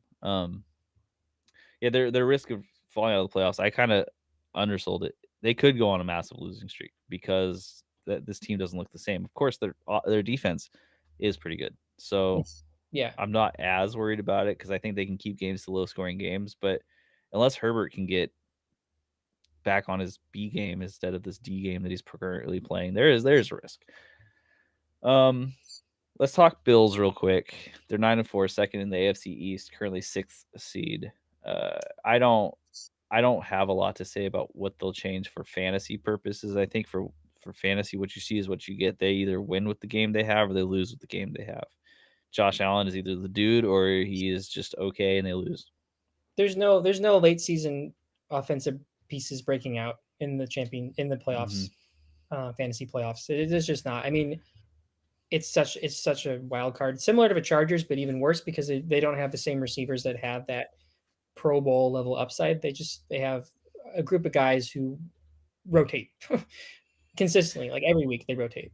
Yeah, and they've got a particularly bad schedule as well. So they've got Pats, Browns, and who was this last team here? Pats, Browns, and that's not the Jets. That's wrong. Eagles. Thank you. Oof. Yeah, that Browns game is. Speaking of trap games, they're going to lose that game. I'm sorry. I really think they're going to. This is the sort of game they lose. It's going to be in the pouring down snow, and they're just going to lose it somehow. It's going to be in Cleveland. Yeah, it's. 49ers 9-4, third in the NFC West. NFC West has been a grind, but they're currently the 6th seed. They go against Tennessee this week. Mm-hmm. I think they've got a particularly easy schedule, if I remember correctly. They go against Tennessee, and then they go against Indianapolis. So that's not really that easy. And they go against the Bears. Not an There's easy game to win, mind there's a lot you. of points involved, Hmm. Hmm. potential. So Christian McCaffrey, you're playing him. It doesn't matter. Who cares the matchup? It really just doesn't matter. He catches a billion passes. He runs a billion times. He has the most opportunity of anyone in the world. George Kittle, keep him, play him. Yeah, His upside is gigantic. Juwan Jennings, I think at this point is pretty solid. He feels the safest of the wide receivers, if not like the best, the safest. safest. Yeah, Ricky Pearsall, we've talked about a little bit already. He's not just Ricky Pearsall, he's risky Pearsall. yes. Because I like It, he it- worries me because I don't know. We've seen him produce before, but also now we've seen him not produce, and he's coming back from what I would guess is a fairly significant knee injury for the amount of time he's missed. yeah, and that's the thing with this Chargers, this Niners offense when it comes to fantasy effectiveness. It's been injuries. The offense hasn't looked broken all year. It really hasn't. Mm-hmm. I mean, you could look at Pearsall, like, he was one of my Doinkers. He's not been great, but he's been injured. Purdy, he was injured. That's the offense still looks as strong as ever. So they don't really need to change anything about their offense. You're just going to be looking at potential breakouts, and I think that pretty much what you see is what you get. The only like breakout you could see is Pearsall, but if he looks great against the Titans, pay no mind. I think it's a great matchup. Mm-hmm. Mm-hmm. If he looks great against the Colts as well, he's a solid start for the Bears in week 17. Just because maybe he came on late last year. If he has back to back really good weeks, he's probably really healthy again. I think Brock Purdy is also a great streaming option at quarterback, but for the most part, it's injury. So there's nothing that this offense needs to change. So you know your guys. Yeah, and currently, so with where the Niners are sat and being third place in the NFC West, even at 9-4, they're in must-win territory for the majority of these weeks. Yeah. So they're not going to slow down or play it easy on any of these guys. And not like Kyle Shanahan does that anyways. Kyle Shanahan will run a person until they're dead. No. Um, but so the 49ers, I feel like, are in the same position they've always been in. They're going to try to win. They're going to try to win hard. I would say if anyone I would be excited about, and this is strictly narrative based, not matchup based, George Kittle, Yeah. because I know that they lean on him when they need big wins and just big time messages. I don't know, that might not be the word right, but But no, when it comes to wins and like important wins, he has been a big reason for that. I mean, mhm, CMC obviously, but CMC's that way every week. I think that you make a point that Shanahan's not really gonna rest his players, but if the Niners were in a position where they were like the Rams right now, there's a chance that CMC's usage would get lowered in championship week, but they're not going to be that Bears game. In order to make the playoffs, there's a really good chance they have to win that game. yep, that's going to be a big one coming down the line. So that'll be entertaining. I am excited about George Kittle just simply for the fact again that I think they rely on him when they really need something. Like if they're down a score, you know who they're throwing to in the end zone. Yeah, and I think I agree to the extent where like Kittle, again, he's been boomer bust. It's really been injury and matchup, but I think even if a player like Harold Fannin, who I'm super high on, I still would start Kittle every week over him, Mm-hmm. just because Kittle he can He really can like he, yeah. he can go nuclear. He's one of those guys. Okay, well, let's talk about the Texans. They're second in in the AFC South. Even they're 8-5, currently the seventh seed in the AFC. They have just one of the most dominant defenses, easily like the most dominant of defenses in the NFL this year, Mhm. particularly. Uh, they've managed to sneak up there. You know, they're right up there with the Jaguars now, and this offense, I don't want to say it's been clicking. Nico Collins has actually done particularly well, but the passing game and the running game isn't exciting, but they don't have to be exciting. They're playing Exactly. that game where your opponent scores 12, you score 16, you win. Yeah. So outside of Nico Collins and I would say Woody Marks, just for the role that he has, especially if Nick Chubb is injured. Mhm. He's the guy if Nick Chubb's injured. Like, I mean, he has been the guy, but he like de Mhm. facto. Are you interested at all in playing Jaden Higgins or Dalton Schultz? Those are the No, two names that come to my mind. No, okay, no, and and I then don't here's blame you. The floor Nick is like Chubb's non-existent. floors are non-existent. They've shown flashes, but like I said earlier, like if a player hasn't fully broken out right now, I mean, I guess you could make arguments for like Ricky Pearsall could break out, but we've seen him break out. Like if we're talking about like newer additions or whatever, I think that it's hard to say. I mean, if there's an injury and okay, if you already have Higgins or Schultz, keep them, I would say, but like don't be looking on your waiver wires for them. Don't they're not Mhm. gonna they're not gonna pop off. They're just a solid possible handcuff, perhaps in a situation, but um, Let we me just ask you a different question related to this then also as well. So let's say you were the Daniel Jones manager. You've lost Daniel Jones, mhm. and your waiver wire at this point is pretty slim. You've got I'm gonna throw three names at you, Okay. and one of them I already know you're gonna laugh at. But let's say Philip Rivers is starting. That's the one you're gonna laugh at. Let's say C.J. Stroud and Bryce Young are available, and those are your best options. I Bryce Young would be my pickup. Okay. CJ Stroud, I mean, if they had a better run game, I'd be even lower on it, but I don't know. Like upside wise, I'd rather have Philip Rivers than CJ Stroud just because we don't there's the unknown factor there. Um Stroud, I don't know. He's just not he's just he's such a pocket passer. I know Philip Rivers is even more, but I don't know. I just can't ever. Nico Okay. though, interesting. Nico's interesting. I think that his game last week shows that he is that possible week winner still. Yeah, he's wide receiver 8 overall in the season, so he's been having a particularly like his season's been going fine, Yeah. even if it's silently in the background churning along. It's working. Okay, so we'll move on to the Bears. I'll let you talk about the Bears. They're currently second in the NFC North, 9-4. They're not far off from the Packers. They did just lose to the Packers, but if they want to win that division title, they're going to need to not win out, but at least 2 out of the 3. I think if 2 out of the 3, I think they're in the wild card at the very least. That's all they need to Mm-hmm. do. Mm-hmm. And I again, Browns are always a trap game, so they really need to beat the Browns this week.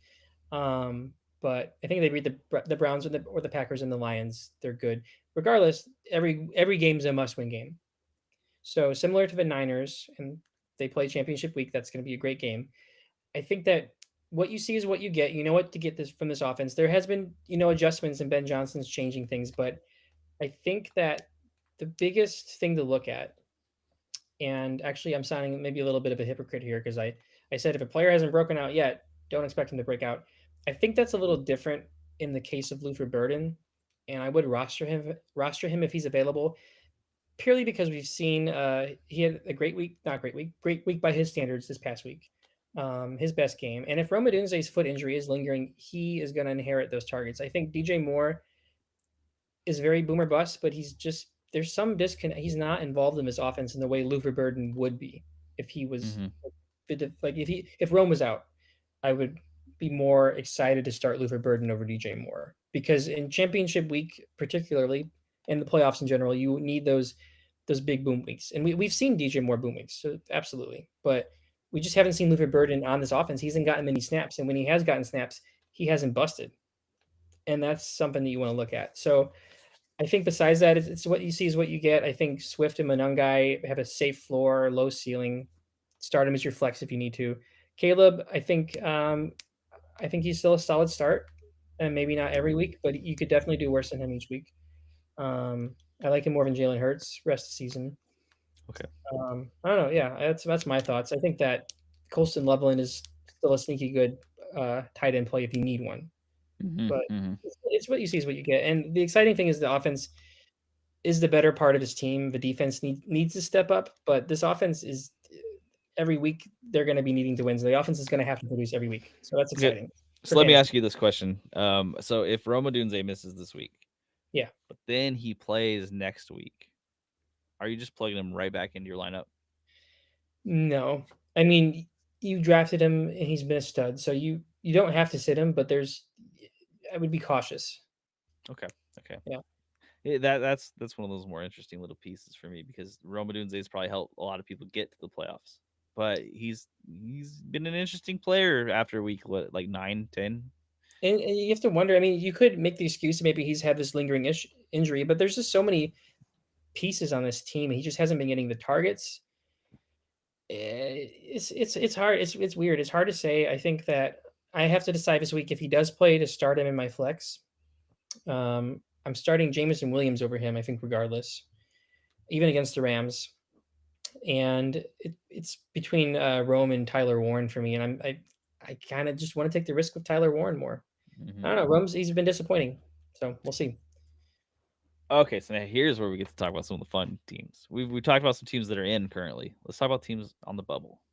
So these are teams that are currently just outside of the playoffs, and they're trying to work their way in.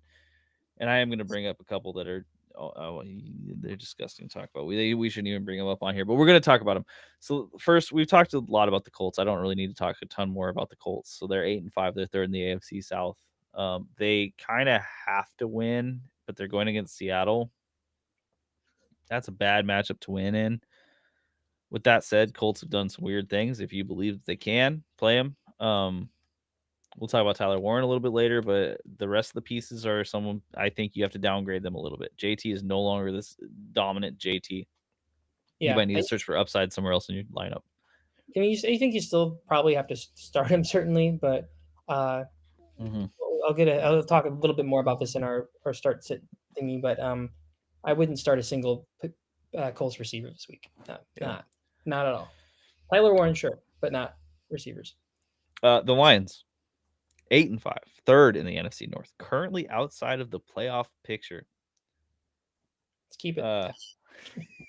That's totally fair. I think that this is going to lead to a ton of Jahmyr Gibbs. I think they're gonna kind of fade away from David Montgomery for a little bit here.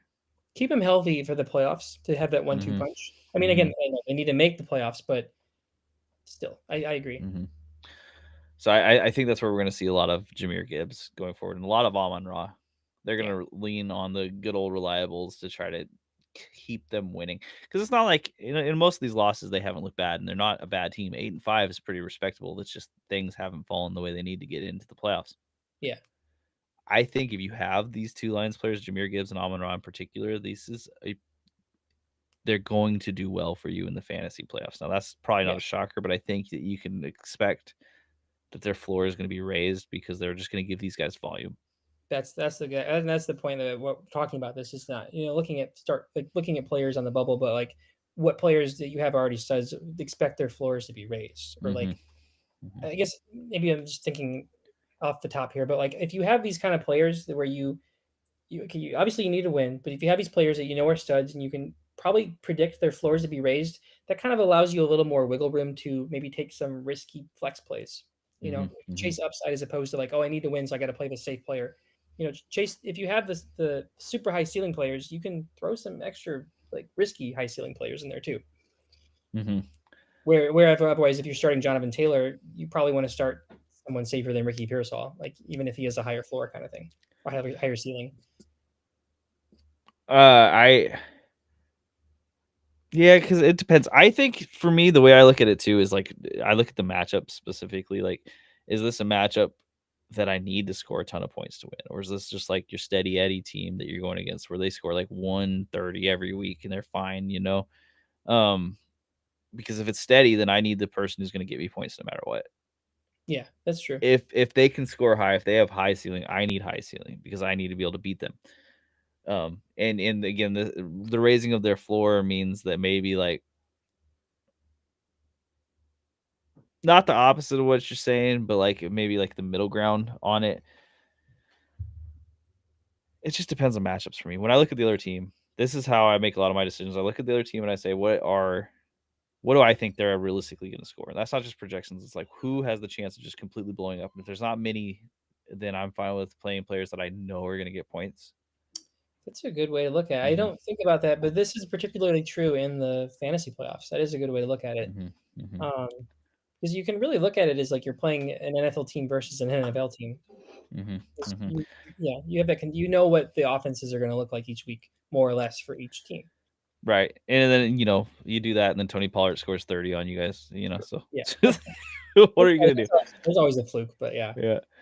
Okay, so let's talk about Panthers. They're 7-6, second in the NFC South, but they're tied as far as record goes with the Buccaneers. They have all the opportunity in the world to get into the playoffs right now.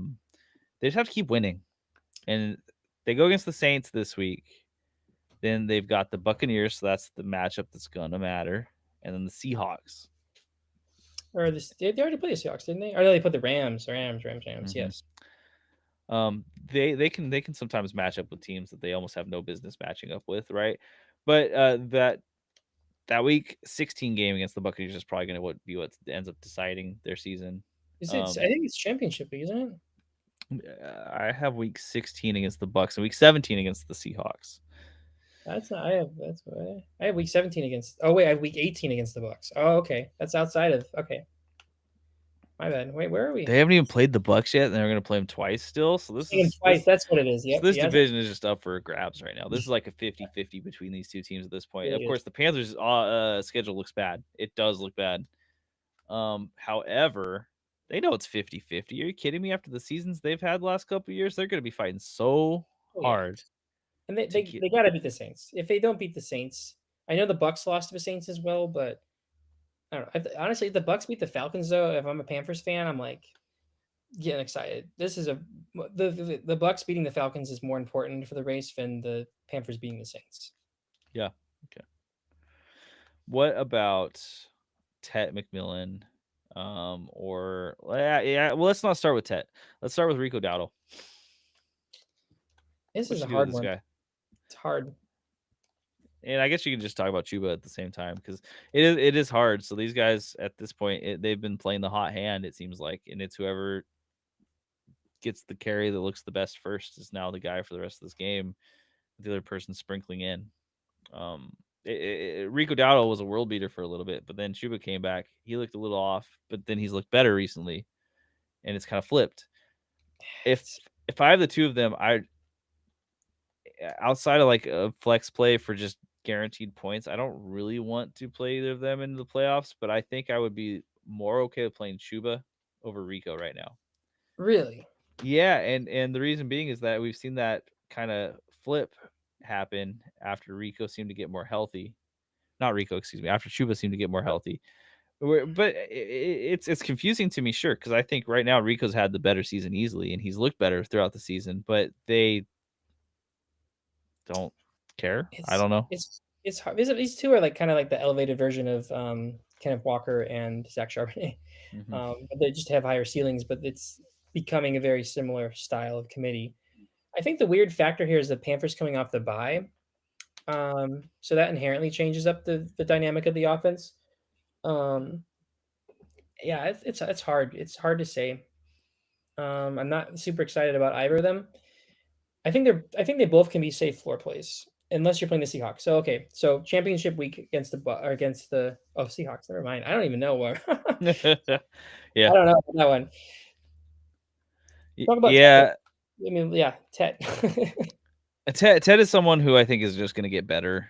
Like, Uh, we've seen him blow up. We've seen him disappear. I think he'll have better games throughout the playoffs. If you have him, I'm sure you're playing him anyways, and you should feel pretty confident with him. I was excited to talk about him because I think he's one of my main people in my mind that I want to highlight is really having that increased volume blow up and Hmm. could win you your championship Hmm. because we've seen the targets, we've seen chemistry with him and Bryce gradually get better and better, but also the narrative here with him is this past NFL draft has been consistently we've had some really good players, but there's no clear favorite for defensive rookie or offensive rookie of the year. And I think just this past week, Tet flipped Abuka as the odds-on favorite to win. So I think the Panthers are going to win and try and get him the ball so that he can get the Offensive Rookie of the Year award from the NFL, which is huge. Hmm. Um, Hmm. so I think that that's a big narrative that's going to come into play in these matchups, especially in all of them, nearly all of them being divisional matchups. I mean, you'll have two games where it's Tet versus Egbuka, right? So Exactly. And then Tet versus JSN, just for eye test. Obviously, JSN wins that, but I think there's a big narrative here for Tet to get the ball. So I really like Tet rest of the season. one player I see potentially coming out of nowhere and really helping out at your teams is Jalen Coker. Now, Oh, Coker See, okay, so we have two different answers. That's okay. Well, No, I I'll said Hunter Renfrow. I was just joking. oh, okay. I wish it was Hunter Renfrow. It didn't happen the way I wanted it to. But anyway, Jalen Coker, he was the preseason darling, got hurt. Didn't really have like a huge impact until this last game where he looked phenomenal. He was making great catches. He looked like the guy they were talking about in the preseason. They're on their bye. If they wanted to retool the offense to get him back as a number two option, this would be a great time to do it. Jalen Cooker's someone who I've said don't worry too much about developmental pieces on your bench. He's one that I would be okay with having because it could just immediately show that he is that number two option and he is going to be important. And I think you make the good point there that really his him not you don't expect someone to break out, but again he was injured for so long that he Mm-hmm. had to get reacclimated to his offense. And outside of Tet, I mean, no disrespect to Xavier Leggett, but just looking at this past game against the Rams, which was a super close game, like they needed to win, and they won. In part, really a big part of it was Jalen Coker's performance. But you look at the targets, Coker got 6 targets in this absolute must-win game. Well, Leggett got 2. Yeah. Yeah. I mean, actually, Tet also got 2 targets, but Tet was getting covered by the entire Rams defense. So that's a little, that's neither here nor there. But Jalen Coker, like he really looks like he is emerging as the wide receiver 2 on this team that needs to win games. Mm-hmm. And So this was the role that he was purported to be in before the season began and before he became injured. yes, So him reasserting himself there wouldn't shock me. So he is someone who, if he's on your waiver and you've got like a developmental piece you're sitting there on, I would easily swap him out. swap Because him I out. think this next game will be telling. If he still has a role against the Saints and he still shows up, you're going to start feeling a lot better about playing him. This is why having buys in your fantasy playoffs is so nice. Not just because you get a guaranteed win, but because you have the opportunity to have these players on your team, and just you could start Coker, and there's no reason not to start him this week. Mm-hmm. So it's Mm-hmm. like you get that extra week of like, okay, is he past the eye test? Is this going to look good? Yeah. Oh man, the buys matter so much. I've looked through my league history over and over again, and like it's like significant. It's like 60% plus the person who had one of the players who had the buys in the Super Bowl. Yeah. It's just so nice. Anyway, I'm just gonna go down this NFC list because we got a few more. So the Cowboys 6-6-1. You have in the past indicated that you think they can win the division from the Eagles.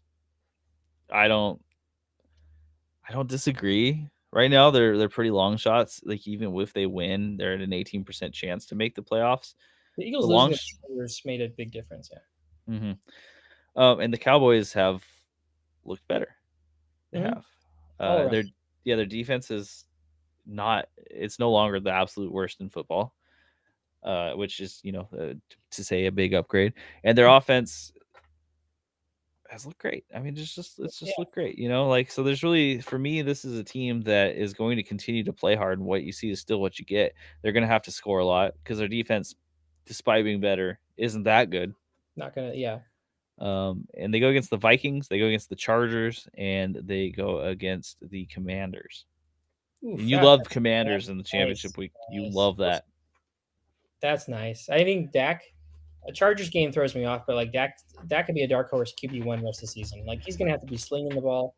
He's looked great, and yeah, this offense is what you see is what you get. Mm-hmm. If you have a Cowboys in your team, you know Just who play I'm him. talking about. Yeah. Yeah, just yeah. And you love Jake Ferguson if anyone misses time. Oh yeah, You love him he's regardless, but you love him especially if someone misses time. He'll probably catapult to like T1, T2, that level. yeah, I agree. So Cowboys safe, easy peasy. Play him. Yeah, play him. I'm not gonna bring up the Vikings. We're gonna move on from the Vikings because They there's just got just a eliminated. QB issue. They Yeah. just got eliminated. Yeah, Did they? Okay. I believe so. Yeah. Okay. So let's talk about the Ravens. Number 9, 6-7 in the AFC. They lost to the Steelers, which really hurts their playoff potential. However, they're still at a 33% right now. If they win, they're up to a 45%. It's not over for them by any means.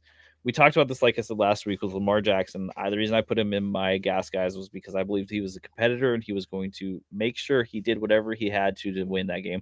They didn't win. However, he did really, in the second half, it looked like it clicked with him finally that he has to win these games to get into the playoffs, and he started actually chucking the ball. They're playing the Bengals this week too. Yeah, and that game might have looked a lot differently if Isaiah Likely's touchdown had been called a touchdown. Yeah, that was a weird call. It was, and they didn't end up scoring on that drive. So because Tyler Loop, I believe, missed the field goal even. So whole game could have been different with just that one play. I think we're going to continue to see this team try as hard as they can. Now, this isn't a great team, mind you. So trying as hard as they can doesn't necessarily mean much. Like Derrick Henry, I think, can still get phased out of games. Lamar Jackson, I don't see him having as bad a game as he had the past the 3 weeks prior to week 14, but I didn't see it then either. It's Did not to say it's impossible, but he did run more, and it didn't look like prime Lamar Jackson, but it did look better. he looked healthier, A little perhaps? bit, yeah. Okay. Like it wasn't the full speed that you would hope for, but it was enough for him to turn corners. And if you see that, he's still pretty good at missing contact. Like he's really good at that. He's particularly evasive.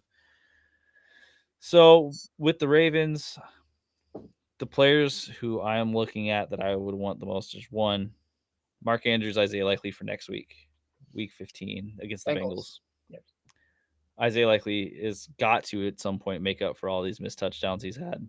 He Maybe, I looked don't know. he looked good last week. I mean, he almost had 2 he had 1 touchdown and then the other one that was called back, right? So, And it should have been a touchdown. I mean, he's come on, he had the whole 2 steps. He did the thing that they say, and then they decided, never mind, we don't do that thing. I think even Ben Roethlisberger said it should have been a touchdown. You know what I mean? And he's a Steelers to the death. So, yeah. but so I want those guys for this week. I want Lamar Jackson. I do feel like he's going to keep playing his heart out at least until they're eliminated. And Derrick Henry, Zay Flowers is the question for me. Yeah. Because he both looks great and he looks terrible. And it can happen in the same game that he looks great. He looks terrible. It's hard. I want to be similar to the Steelers situation. I want to be in on Zay because there's no other receivers on his team that I'm really considering at any point breaking out. Just not. Rashad Yeah, Bateman is yeah. suddenly going to get 6 targets, 4 receptions, 60 yards a game, and that's not even that great of a stat line. But even that's not going to happen. No, DeAndre Hopkins will get a touchdown somewhere, but good luck guessing it. So Yeah, yeah. The question with Zay Flowers is if he is, let's say, your wide receiver too. Is this where you like prioritize picking up someone like Coker and hoping that he shows up and plays out, or are you just saying, okay, we're going with Zay?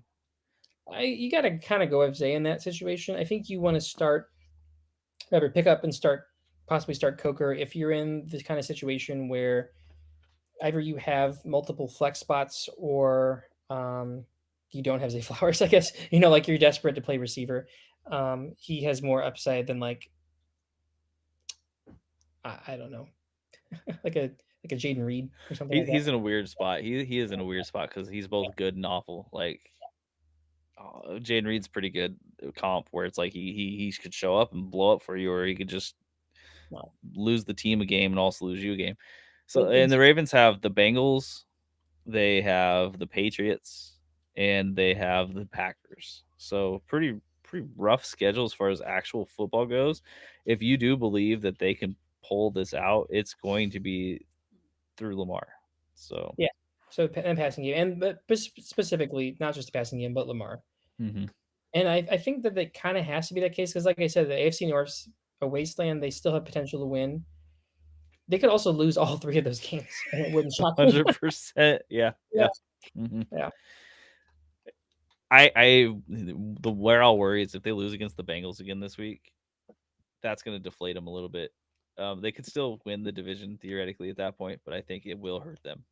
The scenarios I looked at is if the Bengals beat the Ravens this week, that's when it becomes very high-ish likelihood, moderate, that the 7-10 team wins the league. It's so interesting. Yeah. Okay, we'll move on to another team that wouldn't think would be here. Number 10 in the AFC, that's the Chiefs. They're 6-7 currently, so under 500. Third in the AFC West. They're behind the Chargers and the Broncos. They get to play the Chargers this week, so that'll be an important matchup for this division and for the Chiefs playoff matches. I would certainly say against the Chargers right now, you want any Chief you have in the game. Yeah. It's not that the Chargers are bad defense; it's that the Chiefs are going to be playing for everything. Everything. And I think if they lose this week, I think they have like a 5% chance to make the playoffs or something like that. So yeah, they're definitely in must-win territory. I think that this obviously benefits Rasheed Rice the most. I would want to say Kelsey, but Kelsey just is like we talked about. He's lost a step, so I would not Mhm, rely on him anymore. Again, mhm. I think he's still like tight end 2 or 3 on the season, so I don't want to write him off completely at all. I think it's just this has been a thing we've seen the past couple weeks when the Chiefs have looked particularly bad. Kelsey's looked particularly bad. How much can he really like pull out of the reserve at this point, Yeah, right? Is there any hope that any of the running backs becomes relevant or plays better for you? better no. I think that Kareem Hunt has a safe enough floor that you can start him most weeks. Maybe not against the Chargers, honestly, but Pacheco and Rashad Smith are droppable. I don't roster them if you are. Okay. um, Pacheco just looks over. Just unfortunately, I like him a Yeah, lot, yeah. but there's It's a lot of injuries to happen in such a short span of time. I'm gonna pop up this question just because we got one thrown through. So two flexions options I have: Harvey, Henderson, and Woody. Who should I start? is this week or is this? I wonder if it's just in general. I assume it's probably just this week. This week, okay. For this, Harvey against the Packers. Henderson mhm, against the Bills. Woody against the Cardinals. I like Woody this week. I like Woody. I'm personally I'm feeling Woody and Henderson this week. Henderson is the more iffy one, but Woody and Henderson because I don't think the Patriots are going to be able to blow out the Bills, so I don't think they're going to be able to just lean on Ramondre. I think they're going to need some explosive runs, and the Bills are a good defense to get explosive runs against. Yeah, The Packers we've seen be more porous at times. Um, we but might RJ just Harvey is like, we might disagree on this, but I don't think you can sit RJ Harvey rest of the season at all. I think he's looking like really good, like really, really, really good. So we might disagree there, but I probably would go RJ Harvey and Woody here. But I think all these are pretty solid plays.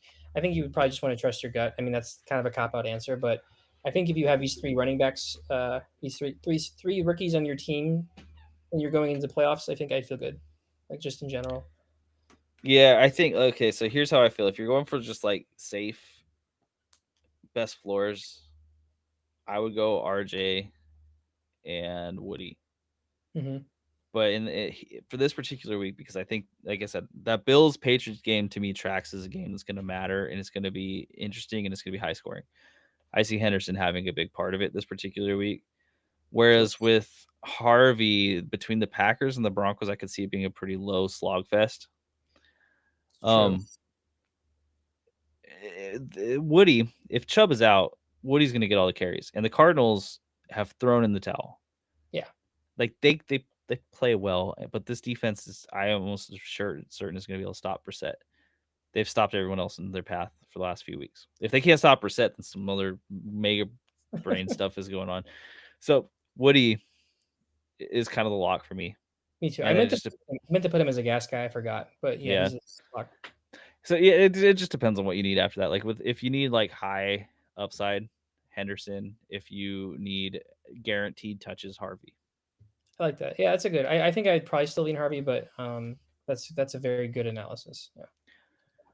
Yeah, Okay, so with the Chiefs, there's not really much more to say. If you have Patrick Mahomes, you probably just keep playing him. The Texans game was an anomaly. Just look past it. Kelsey, you're probably playing him. Rasheed Rice, you're definitely playing him. I'd be bullish on Rasheed Rice Mhm, too. mhm. So we'll move on from that. No shocks, no surprises. The Dolphins are actually also tied with the Chiefs. They're 6-7, third in the AFC East. They don't have much of a path to the playoffs. It's still in theory exists, but very much only in theory. Um, they're not a complicated team for me either. Jalen Waddle, Devon yes. Devon Yeah, Achane, yes. Darren Waller in desperation and against the Bengals. I word for word. Yeah, I mean, there's really unless you just have an incredible receiving core, you start Waddle every week and feel comfortable. He's got such a good floor, and then HN, of course. Mhm. Uh, and then let's talk about the Bengals. We shouldn't because they're 4-9. We do have one more. I want to bring this up because I don't want to end with them. We also have the Packers. Oh, I didn't count them on the bubble. I guess you're probably right. We probably should. Oh, that's offensive. I think for sure. I know. But so let's see the Packers. Let's go here because they got the Broncos, they've got the Bears, and they've got the Ravens, right? So it's not the easiest schedule. I guess I mean I wouldn't mention him, but I'm the only player I really trust here is Josh Jacobs, personally. I think you're okay with starting to trust Christian Watson. This is a bad week for Christian Watson, I would guess, but past that, I think he's at least flex worthy. I would say, Uh, okay, I want to just push back real quick. I think he passes, I keep saying this, but he passes the eye test. He looked great this week. The 2 touchdowns he got against the Bears were the Bears just completely forgetting how to play defense, like just mhm. awful busted coverages. He just walked in those touchdowns. Terrible, terrible defense. Again, we had Jalen Johnson and Kyler Gordon out, but if you just look at the box score this week, that's kind of a ceiling I see for Watson rest of the season. But Yeah, which I think could be fair. I just with Watson the thing is that, and it's a small sample size, but we have seen him be that guy before, even when Aaron Rodgers peppering him with targets, whatever, he yeah, delivered on it. So I think that there could be some like there's more of a hint of truth here than I think maybe we have seen. perhaps. I Um, I would still probably put him in the same playing field. Maybe he has more upside, but I think Christian Watson and Ladd I kind of view as the same. They're kind of lost on past heavy offenses that have a lot of different good targets, but they're the clear like guy who's going to be the best blow up player. mhm. Uh, Which is it's not a bad comp. Okay, that's fair. Past that though, like Josh Jacobs. Jacobs, there's you're playing a roulette. You're just playing a roulette, and if you need to play a roulette, then you already know you're in desperation mode. Like Yeah. Jaden Reed, he can look great, he can disappear. Wicks, he can look great, he can disappear. Dubs, we've seen he's lost that role that he had. Right, it's not the same anymore. So he can look great or he can disappear. Yeah. You're hoping and you're praying, but that's it. There's nothing else there. If you're relying on Packers receivers, you're probably not in the playoffs. You're probably just Uh, not. So yeah. sorry, I hate to say it. Okay. Now, Okay. well, now we'll go to the Bengals. So All let's right. talk about the Bengals. So the Bengals are in must win every single game, and it's still a long shot for them to get in. The Joe Burrow interview that was posted recently of him talking about how he just needs football to be fun, and he looks like the most depressed person I've ever seen in my life. Either him and T. Higgins are way better friends than I know, and he's really upset about the concussion, or there's something going on behind the scenes, which there should be. Zach Taylor should be out that door. Get Yeah. him out. If he's not fired after the season, I don't even know what to say. Because I don't. Again, I've talked about this ad nauseum. If you can't like go over to your defensive coordinator and smack him until he teaches people how to cover a tight end, I don't know what you're doing. Yeah, They're losing games because of it. It's not just like, oh, this is a crazy fantasy thing. They are losing games over and over and over again on crazy tight end touchdowns every this week. this has to be a Zach Taylor thing too, because they've had a rotation of defensive coordinators, and I think Lou Amarillo, who plays for the Colts, or is the defense for the Colts right now. I think pretty sure the Colts are like one of the best teams at covering tight ends. So, like, where did that come from? Was He's like they didn't let me do this before. They yeah, didn't let me play linebackers in the yeah, middle of the field. this is all I'm gonna do now. Um, but okay, so you have Jamar Chase, you have Chase Brown, you have Mike Gesicki. T. Higgins is likely out for the season if that was confirmed a second concussion. There's unless they're He's- pushing really I hard and mean, you might push, but yeah, it feels like it should be. Yeah, yeah, 2 and 3 weeks is really bad look. So Jamar Chase is easy. You just play Jamar Chase. Chase Brown's also I think in that same category right now, or it's easy. You just play Chase Brown. yeah, you drafted. I mean, he Burrow's back. That's the yeah. Now, Burrow, I think you can make the argument that you should probably just play him at this point. That interview really soured the water for me. That does not look like a guy who enjoys what's going on right now.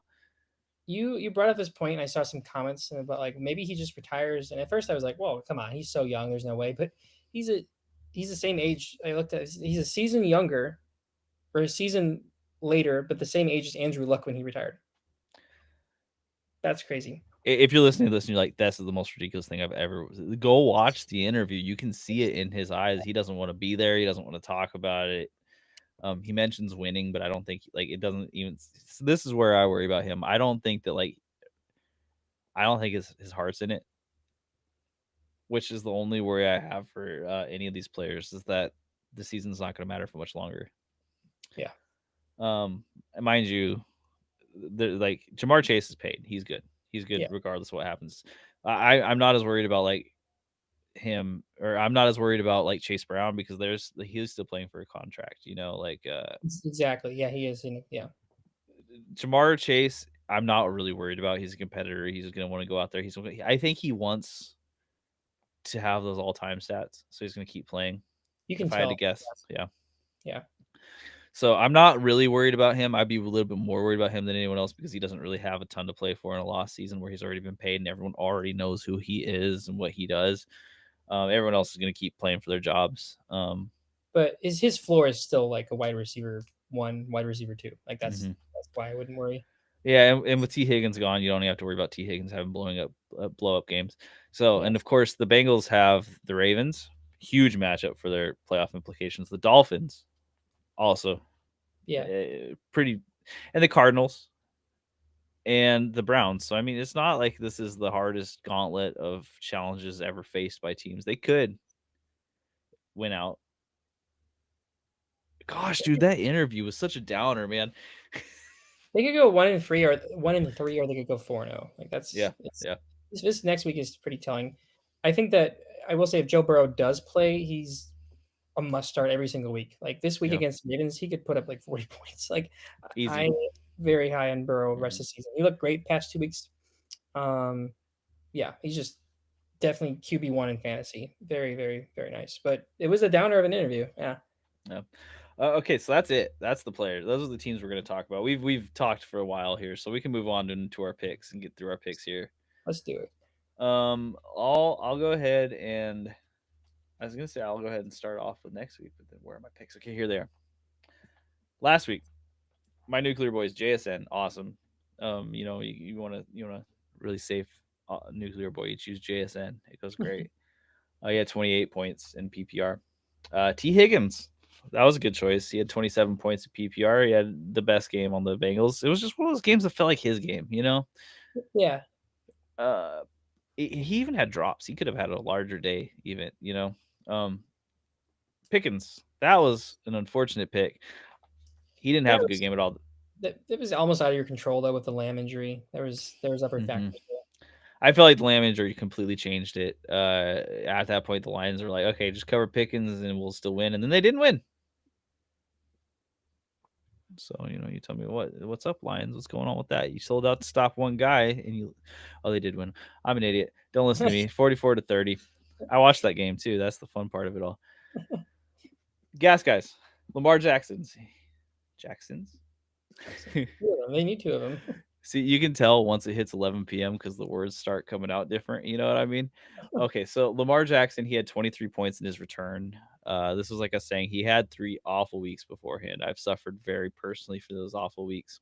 But I have faith in his competitive spirit. When his back's against the wall, he's going to try to do something. And he started running again, and if that running gets better, he's going to continue to be awesome. So like happy on that one. Cortland Sutton, it was 12.2, but it looked better than 12.2. 6 for 62. He was involved, but it wasn't a great game. It's just He okay. really is overtaking Franklin. I think even Pat Bryant got more targets the past 2 weeks than Troy Franklin. So I'm happy that they had their bye or whatever. They realized that Troy Franklin getting like this many targets is really hurting their offense because it was like I don't hate Troy Franklin, but he can't be that guy if he's going to drop that many passes. Not no, when you have Cortland Sutton on the other side. Like throw him yeah. the ball. It was pretty obvious watching that Cortland Sutton and RJ Harvey, that having the offense run through them was the key, and the offenses looked better. So Mm-hmm. Terry McLaurin was an unfortunate 7.1. I do agree with you losing Ertz and Jaden Daniels at some point, like yeah, just bad. Um, my gut checks were John Mechie 7.4. I'm trusting the process here because he got 8 targets. I think there was only 20 pass attempts by Brady Cook or something like that too. That's crazy. Yeah, he got Targets, 8. He yeah, got 8 targets. The process was there, just the Jets suck, which you should take into account. Uh, but Hold on, then hold on. If he's getting that many targets, hold on to him. yeah, Luther Burden the third, only 11, but it was his best game of the season. We saw the ramp up there. Again, I think the process is right. Maybe just the touchdown didn't fall the way you want it to, and the yardage didn't fall the way you want it to. So, like, overall, not terrible there. My controversial sits, the first call I made was terrible. Nico Collins, I thought he would have a bad game because the Chiefs, would be able to stop him. They weren't at all. It was 4 for 121. He didn't have a touchdown, so he didn't explode. But that's a great game. I don't Yeah. care. Yeah. My second one, though, Lad McConkey, 2.2. I really hope you sat that guy. That's a hurt game. Yeah. No pun intended. That's what. Yeah. I mean, that's the Chargers receiving core for you. There you go. My guys. So my first one, I gotta say, I had a really good week. My first one, nuclear boy, Devon Achan. I would say he absolutely still went nuclear. I think he put up 20 points in one half and then got injured, something like that. So he would have been really, really nuclear if he stayed healthy, but still a great start. Puka Nakua, I knew he was overdue for his big game. He had the best game of his career, I think, stat wise. Just crazy, almost 40 points. Just did you see the thing in the locker room afterwards? He was like filming in the locker room or live streaming, and this is that's not a good look. Yeah, you're not gonna win many fans that way. Like Puka, it's just no, you don't need to live stream this. Yeah, and the hard part is it's not like it was the media that was mad at him. It's not like it was the ownership that was mad at him. This is dismissal of his teammates. Yeah, the teammates and him going like, "No, it doesn't matter, And they're like, "Nah, dude. Like these guys are getting changed right next to you. They don't want their butts blasted all over social media."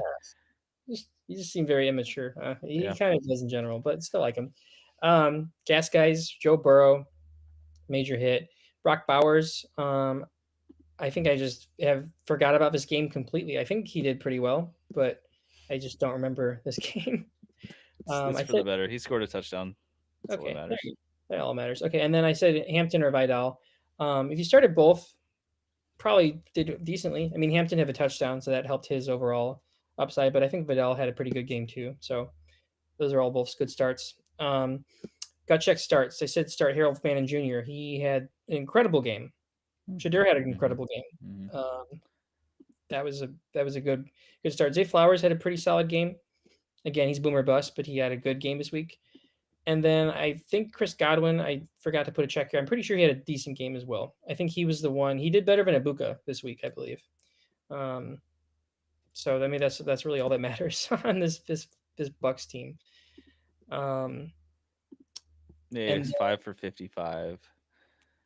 I think Ibuka was 2 for 15. So. Okay, so yeah, he was the alpha on the receiver. He got double digits. My only miss this week was DK Metcalf.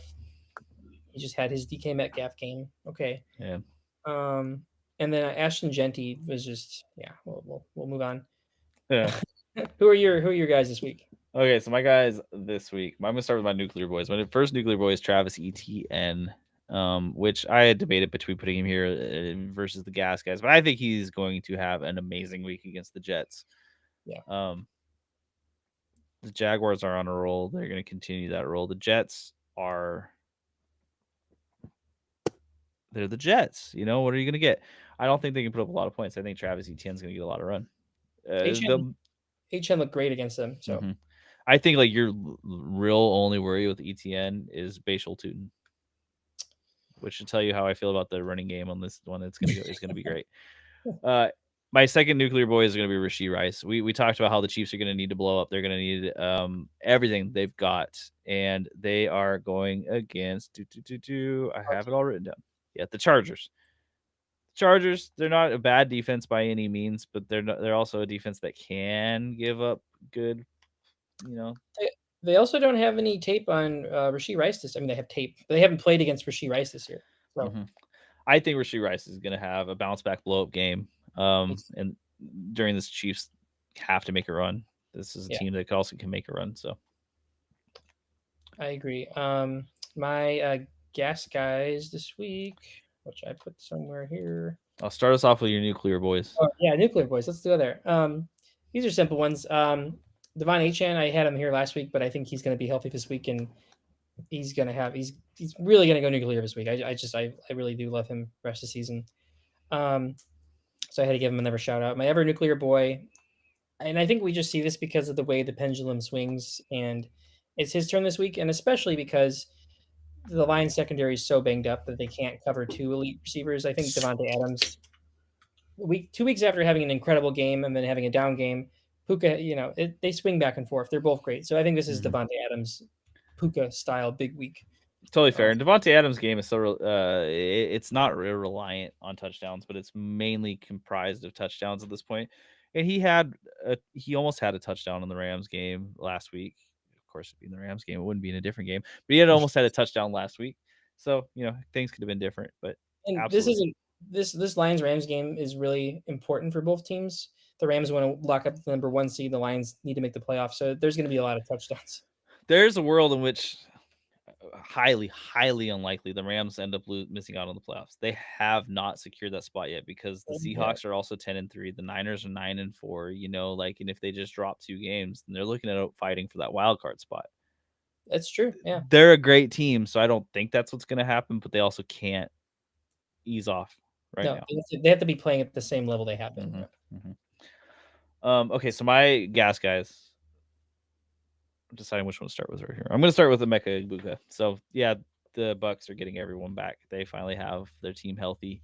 And they're going against the Falcons. Falcons, as we have seen lately, cannot cover the wide receiver one. And I do believe that the wide receiver one going into this week, regardless of everyone being there, is Emeka. Okay.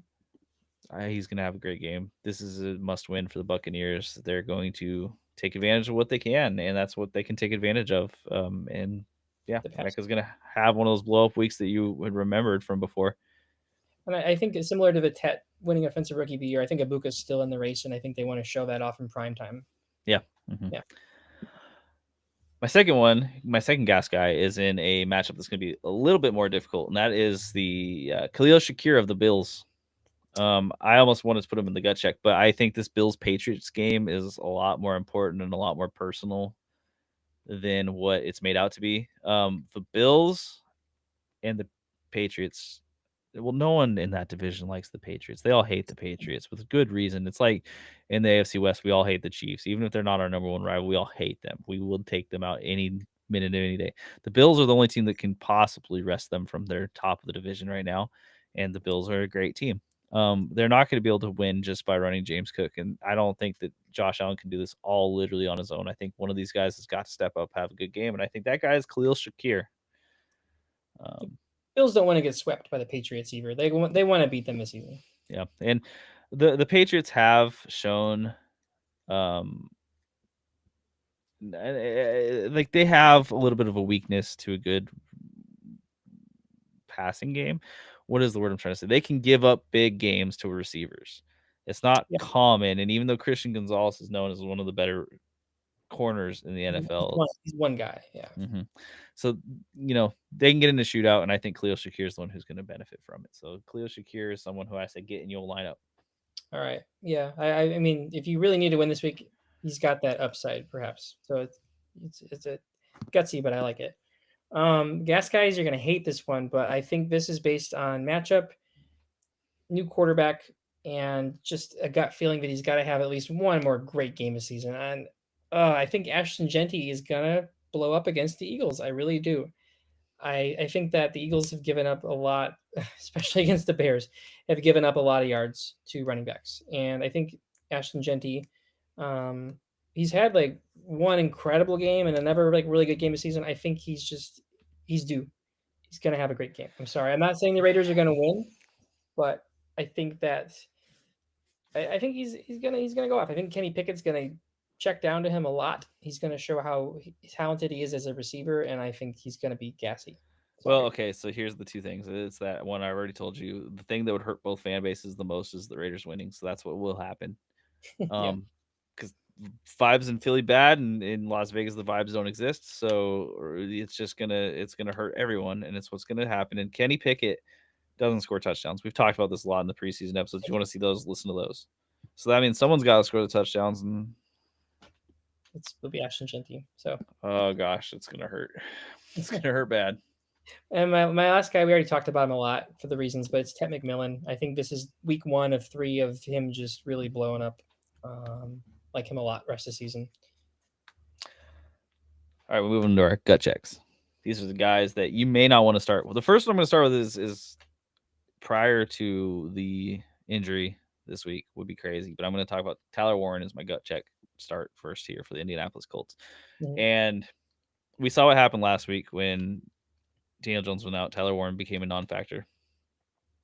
Now they're going against the Seahawks this week. The Seahawks are going to score points. I don't care what team they're going against; they're going to score points.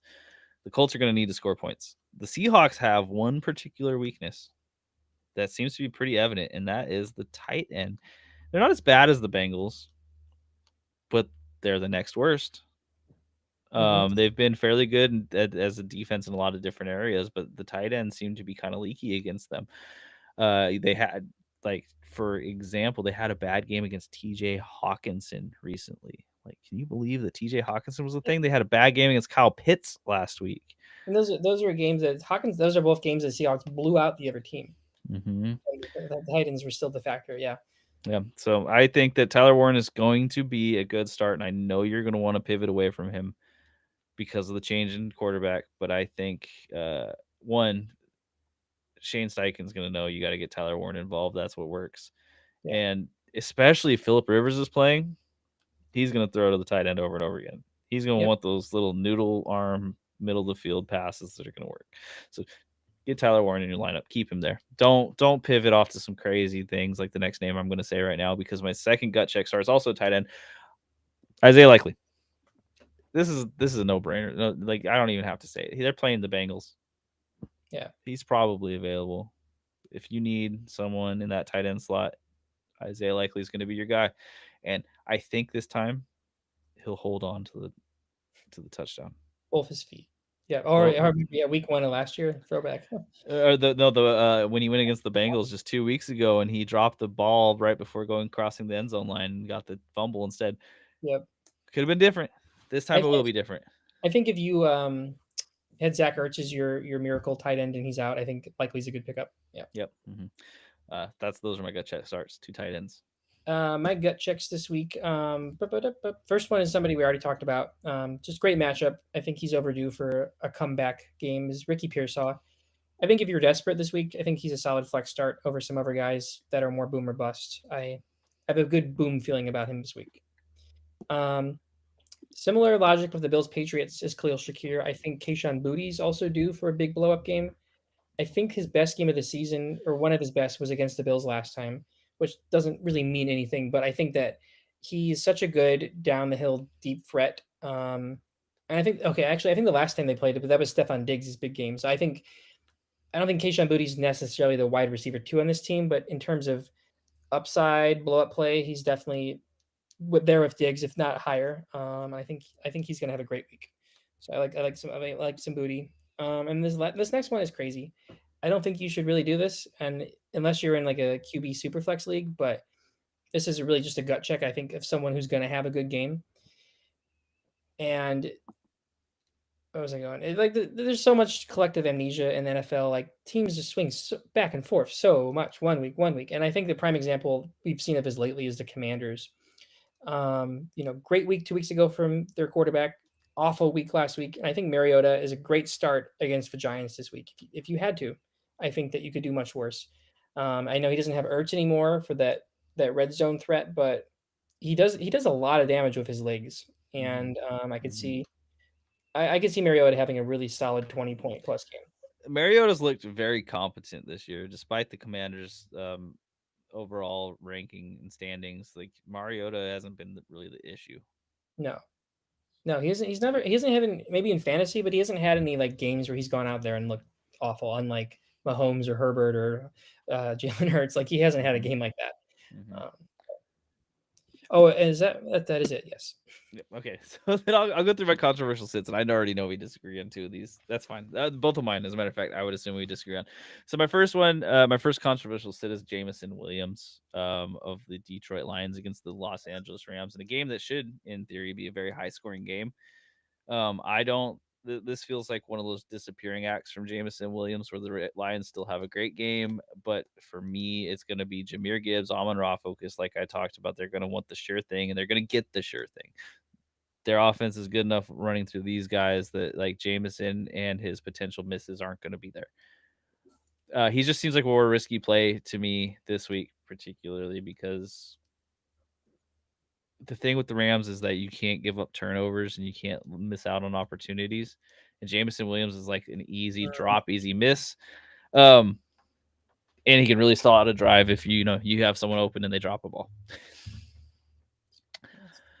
But and this is like controversial for a reason. I'm not just telling you to sit a player that you would normally sit. Like, you just made a good point about not, if you're going to beat the Rams, you don't want to lose a turnover battle, and that's something I had considered. RJ Harvey is my second one here, and I know we disagree on that one because we just talked about it a little bit. So RJ Harvey against the Packers. And I'm double checking my work here. Yes, RJ Harvey against the Packers, because the Packers and the Broncos have both good defenses. I think it's going to be a little bit of a slog fest. If anyone is scoring, it's going to be some annoying tight end. I really expect this to be a pretty low scoring game. Both of these offenses have the tendency to kind of just play to what they need. They could blow up if necessary, but if it's not necessary, I can see both of them just sitting back and being like, let's try to win this 10-7. Gross game where you hope for more and you just don't get it. Valid. I disagree, but no, that's fair. That's fair. That's faith in Harvey. I think that's going to be a very defensive game. I have so much faith in Harvey. That's all. What are your controversial sits? These are the ones you probably also might not like. I'll mention him first because you already talked about him. Christian Watson, similar reasons. I think if he is the wide receiver one, Surtain's going to be on him. I don't see him. I think he could still get like 7 or 8 points just based on his talent, but I'm not excited about him. Starting him this week, I would definitely pivot. Also, I would pivot away from Michael Pittman Jr. for similar reasons we talked about. Can't trust anyone of his offense, not named Jonathan Taylor or Tyler Warren. And then my other controversial sit, I think actually we talked about this a bit earlier too, was David Montgomery. He looked really good last week against the Cowboys, but against the Rams run defense, I would just, if they're going to be running the ball, Gibbs is going to be getting the touches. I'll just say that. I agree. It's the positioning they're in right now. Being ranked 8 and having, the schedule that they have coming up. It's not like it gets easy. It's it's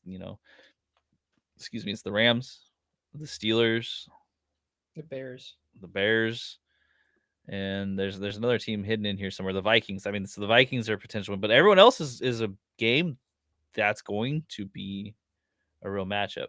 For both teams. And when they go into these, they seem to Dan Campbell seems to really love just running through Gibbs, letting him do everything. Yeah. David Montgomery's kind of the guy, the hammer when they need him. So you play him if you expect them to win. I agree. I think I do want to say, I think you did. I'm still probably going to have to start Jamison this week, but I think you made a really good point. Is even though they're going to be passing a lot, they have to limit the turnover battle, and Jamison is the wild card that could hurt that. So that's a fair point. I'm going to think about that. And there's like with all these controversial sits, I always throw them out here, and I'm always a little bit scared to say it out loud because it could go the opposite way. It could so easily go the opposite way, but this is just what I see happening this week. I like it. Okay, so that's it, and we've gone well over time. So I'm gonna go ahead and say it. Let's call it here, everybody. If you're in the playoffs and you're listening to this, and you're not personally going against me, maybe even if you are, good luck. You're gonna need it.